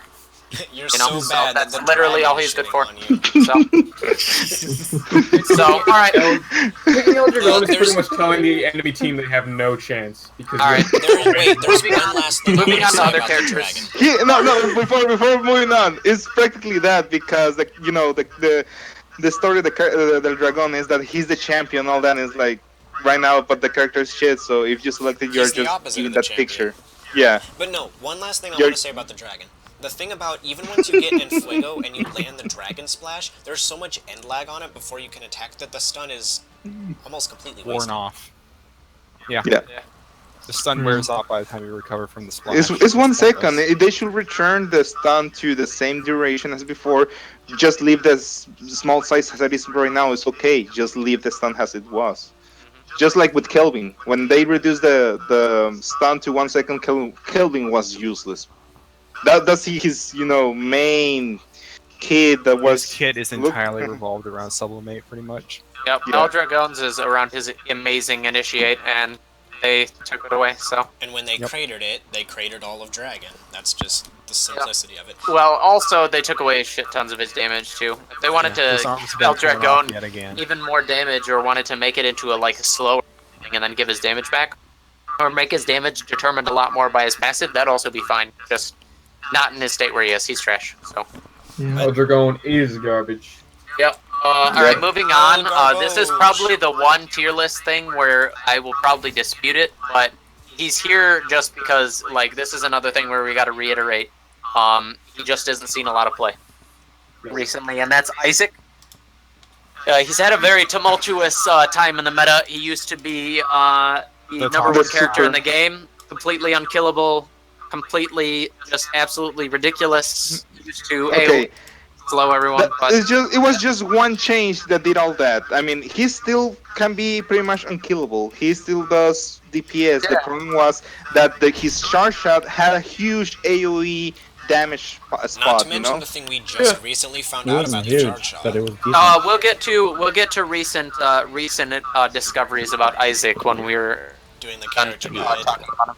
I mean, So, with say- Isaac's with you Isaac's first. charge shot, I was able to snipe people from across the map with that, so and get kills Thing is, pretty easily. is Isaac a lot of his Kit. his kit is fine. It's just he's such a huge character. It can be very easy to stuff him. So he's an incredibly situational character. So unlike Whiskey, because you could pick Isaac for a lot of the same situations that you pick Whiskey. He does ass tons of damage at range. And he also has a wound. Not at level 1, but he has a very good wound at level 5, which you will definitely get. The problem is that he's very huge, which comes with its own host of problems. Super easy to bully Isaac with light characters that are harder to hit, or just snipers with Toby and Marquis. So you don't want to pick an Isaac into that. And then, just recent, ever since the AoE change was nerfed, there's just the classic overreaction to that, and with the melee meta and stuff too, it'd be kind of easy to just, I don't know. I don't know if he's I think that he's- big of a reaction. I think he's slept on a lot. He's probably the most slept on character in 10-mans right now. So, But That's I- true. It's just, Just I as really- believe, since Meltdown, it's about pushing lanes more than actually fight PvP, fighting other players. Yeah. I will say that because now he has a lot of difficulty to actually clear lanes, that's why, and he's, big and all that stuff, then that's why he's less popular now. I mean, He I still gets believe that. absolutely destroyed by Gald. Now that about CC's anyone Well, become Gold more shreds a common, lot of characters. yeah.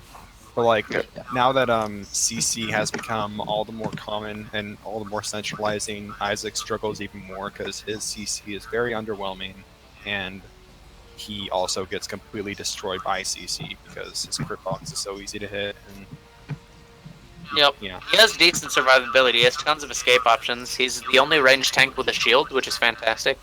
And his wards Between the reflect shield and bullets. rotating wards, he does have a lot of survivability, though. Yeah, That you being use the said, rotating once wards they're to block broken out through, he's gonna get dropped. skill shots. So The rotating wards are inconsistent though. yeah, they're very inconsistent. It's mainly because they only block 150 damage until you get to level frickin' 6. before they can start blocking a somewhat appreciable amount of damage. And like at that point, yeah.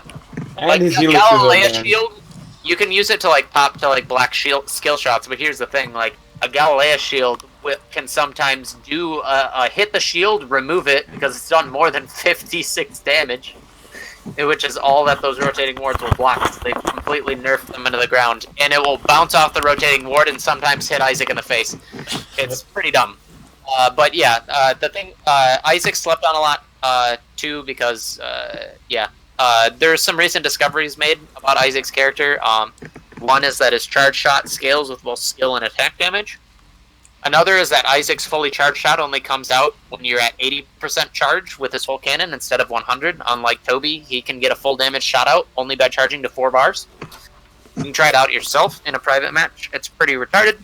So that a lot of those things pushed Isaac's DPS through the roof. So you can think of him as a more situational Whiskey Foxtrot in your picks. But we're gonna see he's gonna stay here in the meantime because we haven't tested him out yet until. Who knows? The extra DPS might push him up later, but that'll have to wait until another day. He's also, here now. At level 5 too, you got to use your ult like at sort of like close range too, so you can dash past someone and stun them, and then turn around in turret form, and then you put a lot of pressure on the enemy team to do something about you. You can be very disruptive that way, just by going dick deep on someone and turreting up. Look Force out CC on you. Got the disruptor title right for once. Yep. Oh, his stun. Yeah, he has a 1 second stun. It's kind of garbage though. Most of her escape. It's okay. You can go through people. That teleport dash is fantastic escape move, especially once you get the retardo range at level 9. Also, positioning too is one thing on the. What's that one Meltdown map called? It has those two like columns. Cold Snap and Meltdown. There's Cold Snap and Paradise. Outskirts. Yeah, Paradise. Outskirts, yeah. but it's removed from 10-man's map draft right now. Yeah. Why? Why? Because all Tempest maps are really trashily optimized. Yeah. So. Because frames. But Paradise though, Isaac can teleport up on those rafters, and only characters with either ranged or high jumping abilities can get them. So he can really escape melees like that.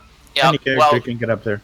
Well, yeah, but you have to go through a set of jumps to reach it, and it's like kind of like it if would he take sees too you long. doing that, he'll just. It's not a viable strategy. But yeah, Isaac's sitting down here just because he hasn't found a place too much in the meta. He can be boxed out by a lot of characters with range, and he generally has Whiskey Foxtrot, who's just can fit into a comp far better than he can. So he's just down here because he hasn't picked a lot often, honestly. He's still pretty good. He's the sickly mutated love child between Atticus and Whiskey Fox. No, he's the redheaded stepchild of Whiskey Foxtrot's family. Hey, what's so wrong with redheads? Before we devolve into another debate, let's just say Isaac slept on, does lots of damage, brings some utility, but he's hard to fit into a comp. That's why he's down here. Look to my Isaac write-up for more information. Very excited to do it. Alright. I just went into the skins and went over and hovered over the one that makes his head red just for you. So now, the bottom of the D tier. This is gonna wrap it up for the D tier. We got the Pendler. Yep. Kill Steel Pendles. Pendles is really good or really awful, depending on how much reveal is on the enemy team. When there's a draft, there will always be a reveal. Problem with Pendles is a lot of things that screw him, he can't control. So, like, reveal and also enemy team organization. Pendles does very good damage, especially at level 3. Or at level 4 once you start getting those bleeds out, or with level 5, because you can just do tons and tons and tons of repeated injections and stuff. Problem is he's really squishy and he's really slow. So as soon as you get out of your... invisibility. As soon as you get out of your invisibility, you're going to get turned on and blown up by the enemy team. Which in a competitive environment is really easy to do. Yeah. Also, his means of getting out when he is caught revealed are... Like, he can... hit a smoke bomb again, but if he gets revealed after the smoke bomb, he has to rely entirely on infection dashes to get anywhere.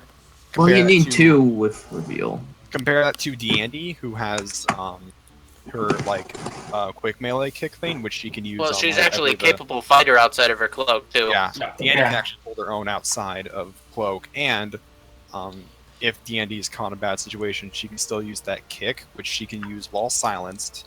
And if her skills are on cooldown still, it has a very short cooldown. And not only that, even though Deandy can cloak again just like Pendle's, the thing is that her cloak will also give her kind of a dash out of the way. It's not super long distance, but it can give her a little bit. So even if she gets re-revealed, she will be slightly farther away.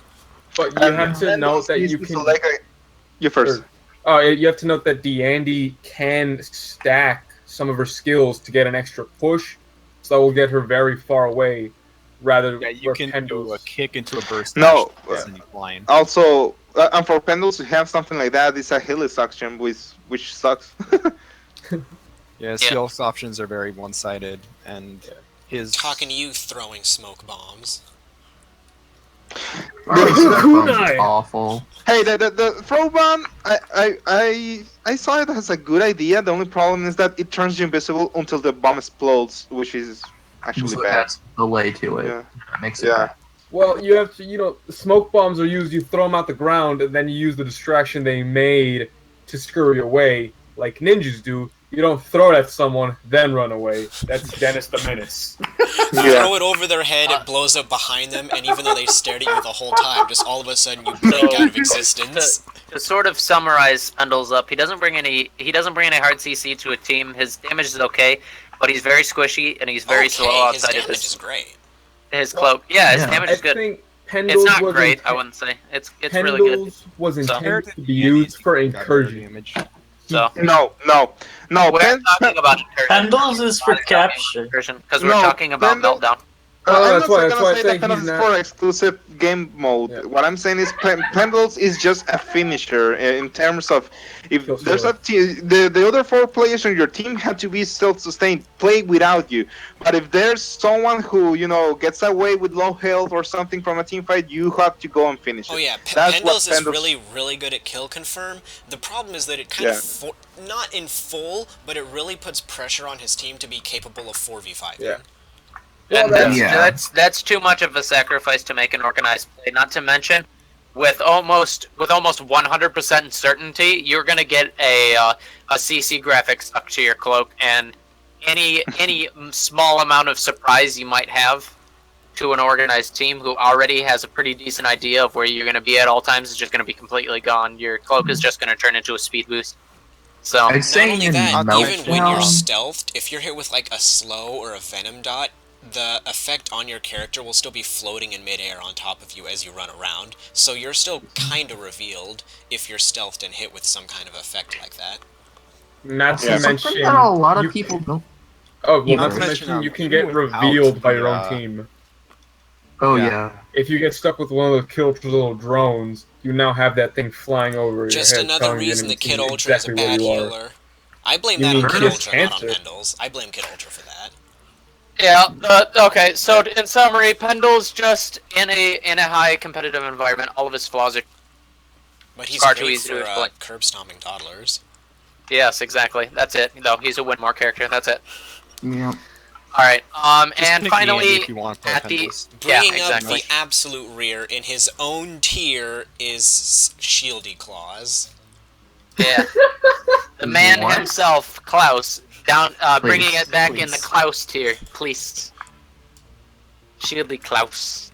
Oh, but I've seen yes. people do good with them, and I've seen people do bad with them. I Just haven't nobody's seen a set up. single person play Cleese in months. You have I guess you haven't played it Here's the thing with we're me going to talk then. about with Cleese. No, talking Here's about the thing. competitive is very Yes, underwhelming. here's competitive. Cleese is in- going to be very controversial because Cleese does have a lot going for him. He is pretty damn good at holding the choke point. The taser is annoying. He actually has a surprisingly really good matchup versus Benedict because you can shoot his rockets out of the air, and Cleese can actually kind of survive Benny's burst inside of his riffs. But The problem with that is he Not to can't, mention the he can't mortars. damage mortar counter Benedict because he has to shield Yeah, tank but, the like, rockets in the first place. yeah, but like not to mention like the mortars. Obviously, they do a crap load of damage. The way the bouncing mortars work is really buggy and can just insta-get people. But the problem with Cleese is that fucking hitbox. Oh my god. Oh god, the hitbox. There's a lot of other things too. Like honestly, for all that Cleese does well, he just can't ever get himself into a situation to exploit it. Like energy rifts take too much time to set up, and you already need to rotate again in Meltdown. Like the only you can maybe see some limited use in Cold Snap, but what ends up happening is one ranged character pushes in on him and just pushes him out of his rift network. Unless if you're charging in with your taser, at which point, well, you've already done his work for you by jumping out of your rift network. Thing is Battleborn's a much more mobile game, at least with regards to Meltdown, than Cleese is to be played for. Like, I will say that another one is that supposedly he has like air mobility, but actually, if you make a double jump, you're killing yourself. You're a big slow floating target saying just kill me. If you float in front of a good like when you're stuck shot, in Alani's bubble, only you're moving very slowly. So woo. It is his double jump is actually, I think, Kid Ultra's level 10 mutation. Yeah, basically just as trash. And like another thing with Cleese, he kind of has a similar issue to Ernest, where the three characters with poles are all in like the top tier area, and They're all priority picks. All poles will screw Cleese over. Like poles completely screw him over. They take him out of his rift farm. He is completely useless outside of his rifts, and yeah, you just kill him. It's fair to note that if Galt is throwing a hook at you, you can put a rift in between you. That being said, it is very inconsistent and hard to pull off in time, but it is still technically possible. What's going on in here? I don't think that's. We are doing a discussion about all of the characters on tier lists, and you literally just caught the ass end of it, Ice. Yeah. Oh, glad that I was. We're literally just talking about how shit Cleese is. Come in and join us. Ice here just in time. He gets countered by basically. There is one thing. There is one thing about his volleyballs, though. They can do like 2,000. Yeah. I've seen him do 2,000 damage alone just if you're in a corner and get hit by it. Oh no, it's a huge damage. That's pretty But much. It's not like in a corner. Just say that to yourself, and then you can. With a full shield, don't forget. Cleese in a corner with a full shield. The problem is that it requires you to be in a bad situation in the first place, and more importantly, it requires him to drain his survivability to do the damage. So, a lot of things that make Cleese bad are the same things that make Pendles bad. All of the things that would make him good are not conducive to competitive play. They're super easy to counter. Rift Network can.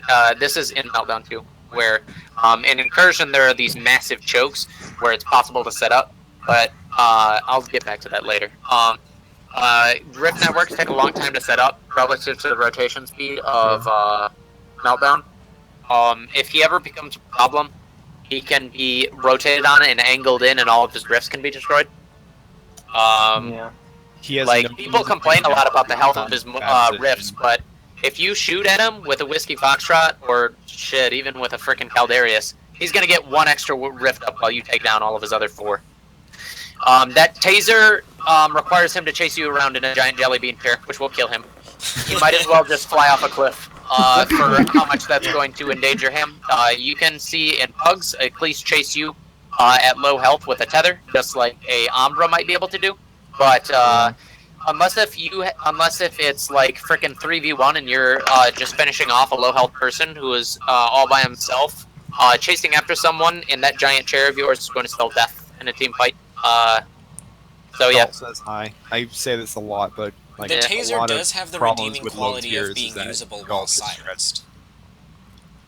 I guess. I think Cleese's biggest downfall, other than the fact that he's huge, his mobility is disgusting. His damage is mediocre or high and inconsistent at best. Yeah. I think Cleese's mere existence is just a throwaway. He shouldn't be here, and he offers nothing to the team other than shields. Which before he was one of the good healers. Then they throw that out the window. Sniper Cleese and actually good heal share were a thing. Yeah. Yeah, Cleese. Then Cleese had ways of dealing consistent damage from the safety of his rift network while also providing actually good healing. Yeah. What about his charge wrist? Well, I think it's kind of bad, but the quantum precision. yeah. I would take that and snipe people a lot with it, but it's not something that you should rely on. Yeah. It used to be good back when it did like really good damage, but now it's just kind of. Yo, if you really want to talk about stuff, what about the chair slam, you guys? Come on, good helix, right? And all of his energy. Oh, yeah. Am I the only one who's seeing that Brains Before Brawn also adds 0% extra shield? It's just a UI error. It's 280. Yeah. Anyways, or 240. Excuse me. It actually does work when you're in game, though. Yep. Same thing with the chair slam. It does do damage. It's just a bad idea. Problem is, it's just Cleese adds nothing to a team fight because he's either gonna get poked out, so his mortars don't do any damage, or he won't be allowed to set up because his rifts won't do it, or people will literally ignore him because it's Cleese. Who cares? If he chases you, if he sits in his rifts, he'll die. His rifts will either get destroyed, and then he'll get blown up afterwards. If he chases after you with a taser, he'll die because he's a giant old man in a giant jelly bean chair that's going to get burst down instantly. Doesn't matter that he has a lot of health because he's a big body.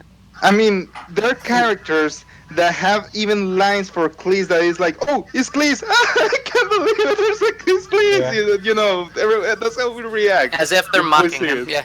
Back in the day when he had a good sniper Cleese, it was like, oh, it's Cleese. Because that geezer's gonna f you up by three-shotting you with a laser. Yep. That was actually decent. Yeah. Because those rifts would work with him. He could sit back and do that.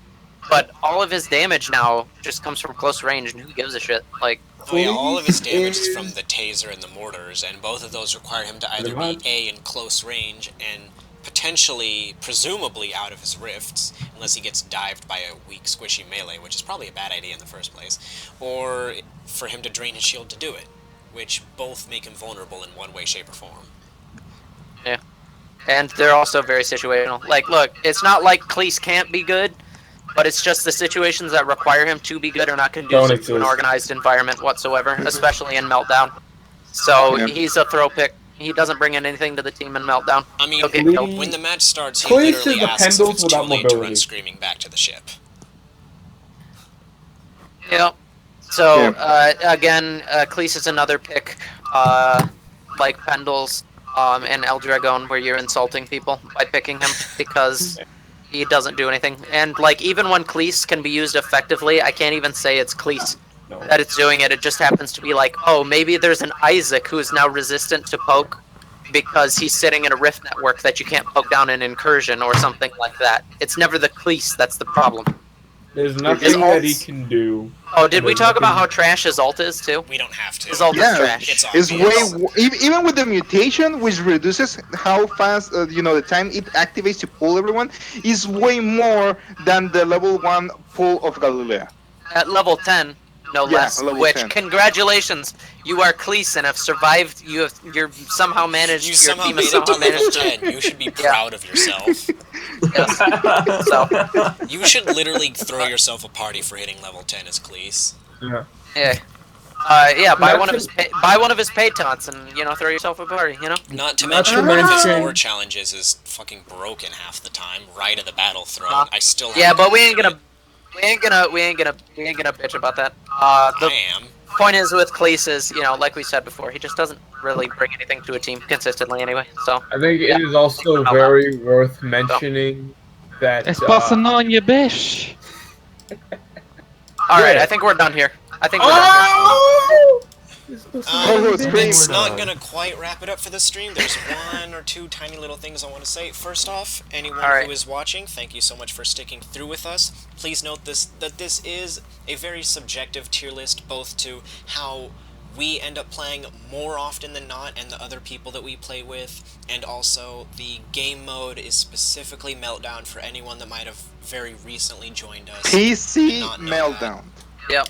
And also note, even though it's conditional to our stuff, like how we talked about with Isaac, that he's a really slept-on character for us. It's not gonna make. I feel like we're all pretty the average playtime for these for all of us is like 600 to 800 hours. So like, we put in a lot of time with a lot of these characters. We played tons and tons of matches. So we like to consider ourselves well informed on the matter. And Like, I don't also, think. Yeah. And if you shut don't up, I'm like trying a to thank placement, you. like, I want to let's thank say, like, Mega if Gyudon you- for more or less leading off this discussion for the most part. He took very good charge. I'd like to thank I'd like to I'd thank, like to thank Ice John for for joining in inviting at the me. last moment and being an I asshole. really appreciate it. Ice for joining at the last moment and memeing it up. The Speaking of Cleese, Inferno just went Cleese on an enemy team. Oh boy. oh no. Inferno, disrespect. Ice, that's your nemesis right there. That's my Yeah, nemesis. I'm Benedict. I'm choosing extra 50 shield damage. Well, Totally. anyways, This geezer's Yeah. getting it. Like the hold thing. up, hold up. I gotta tell him one other thing. So, this is gonna wrap it up for the stream, but we do have more to come. Presumably, after the winter update comes out, we will have specific character guides, which will presumably entail matchups, gear, helixes, maybe a level by level if the people are getting super into it, but that'll kind of depend on whoever is doing which guide. But I think most of us, if not all of us, are going to wait until the winter update because a lot of things will be changing around that time, especially in the matchup department. But so take a look out for those as they will be here. They'll include write-ups and whatnot. But that's going to call it for this stream. Thank That's you gonna all wrap so it up much for this watching. stream. Enjoy it. Yep. Oh, actually, Nico, one more thing. Did you end?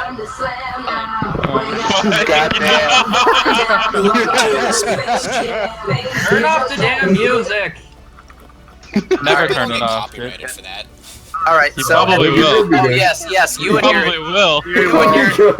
you and your hundreds of thousands of subscribers. You'll be Anyways. still be good. So also just to say something that I know Zombie wants to do. If you're not content with the character placement and the tiers, you could put some work into them. Wrath used to sit down in the trash tier with everyone else, and Zombie brought him back up. Hey, with really good play. I am the Wrath main here. Zombie's a secondary. I'm the main. All right.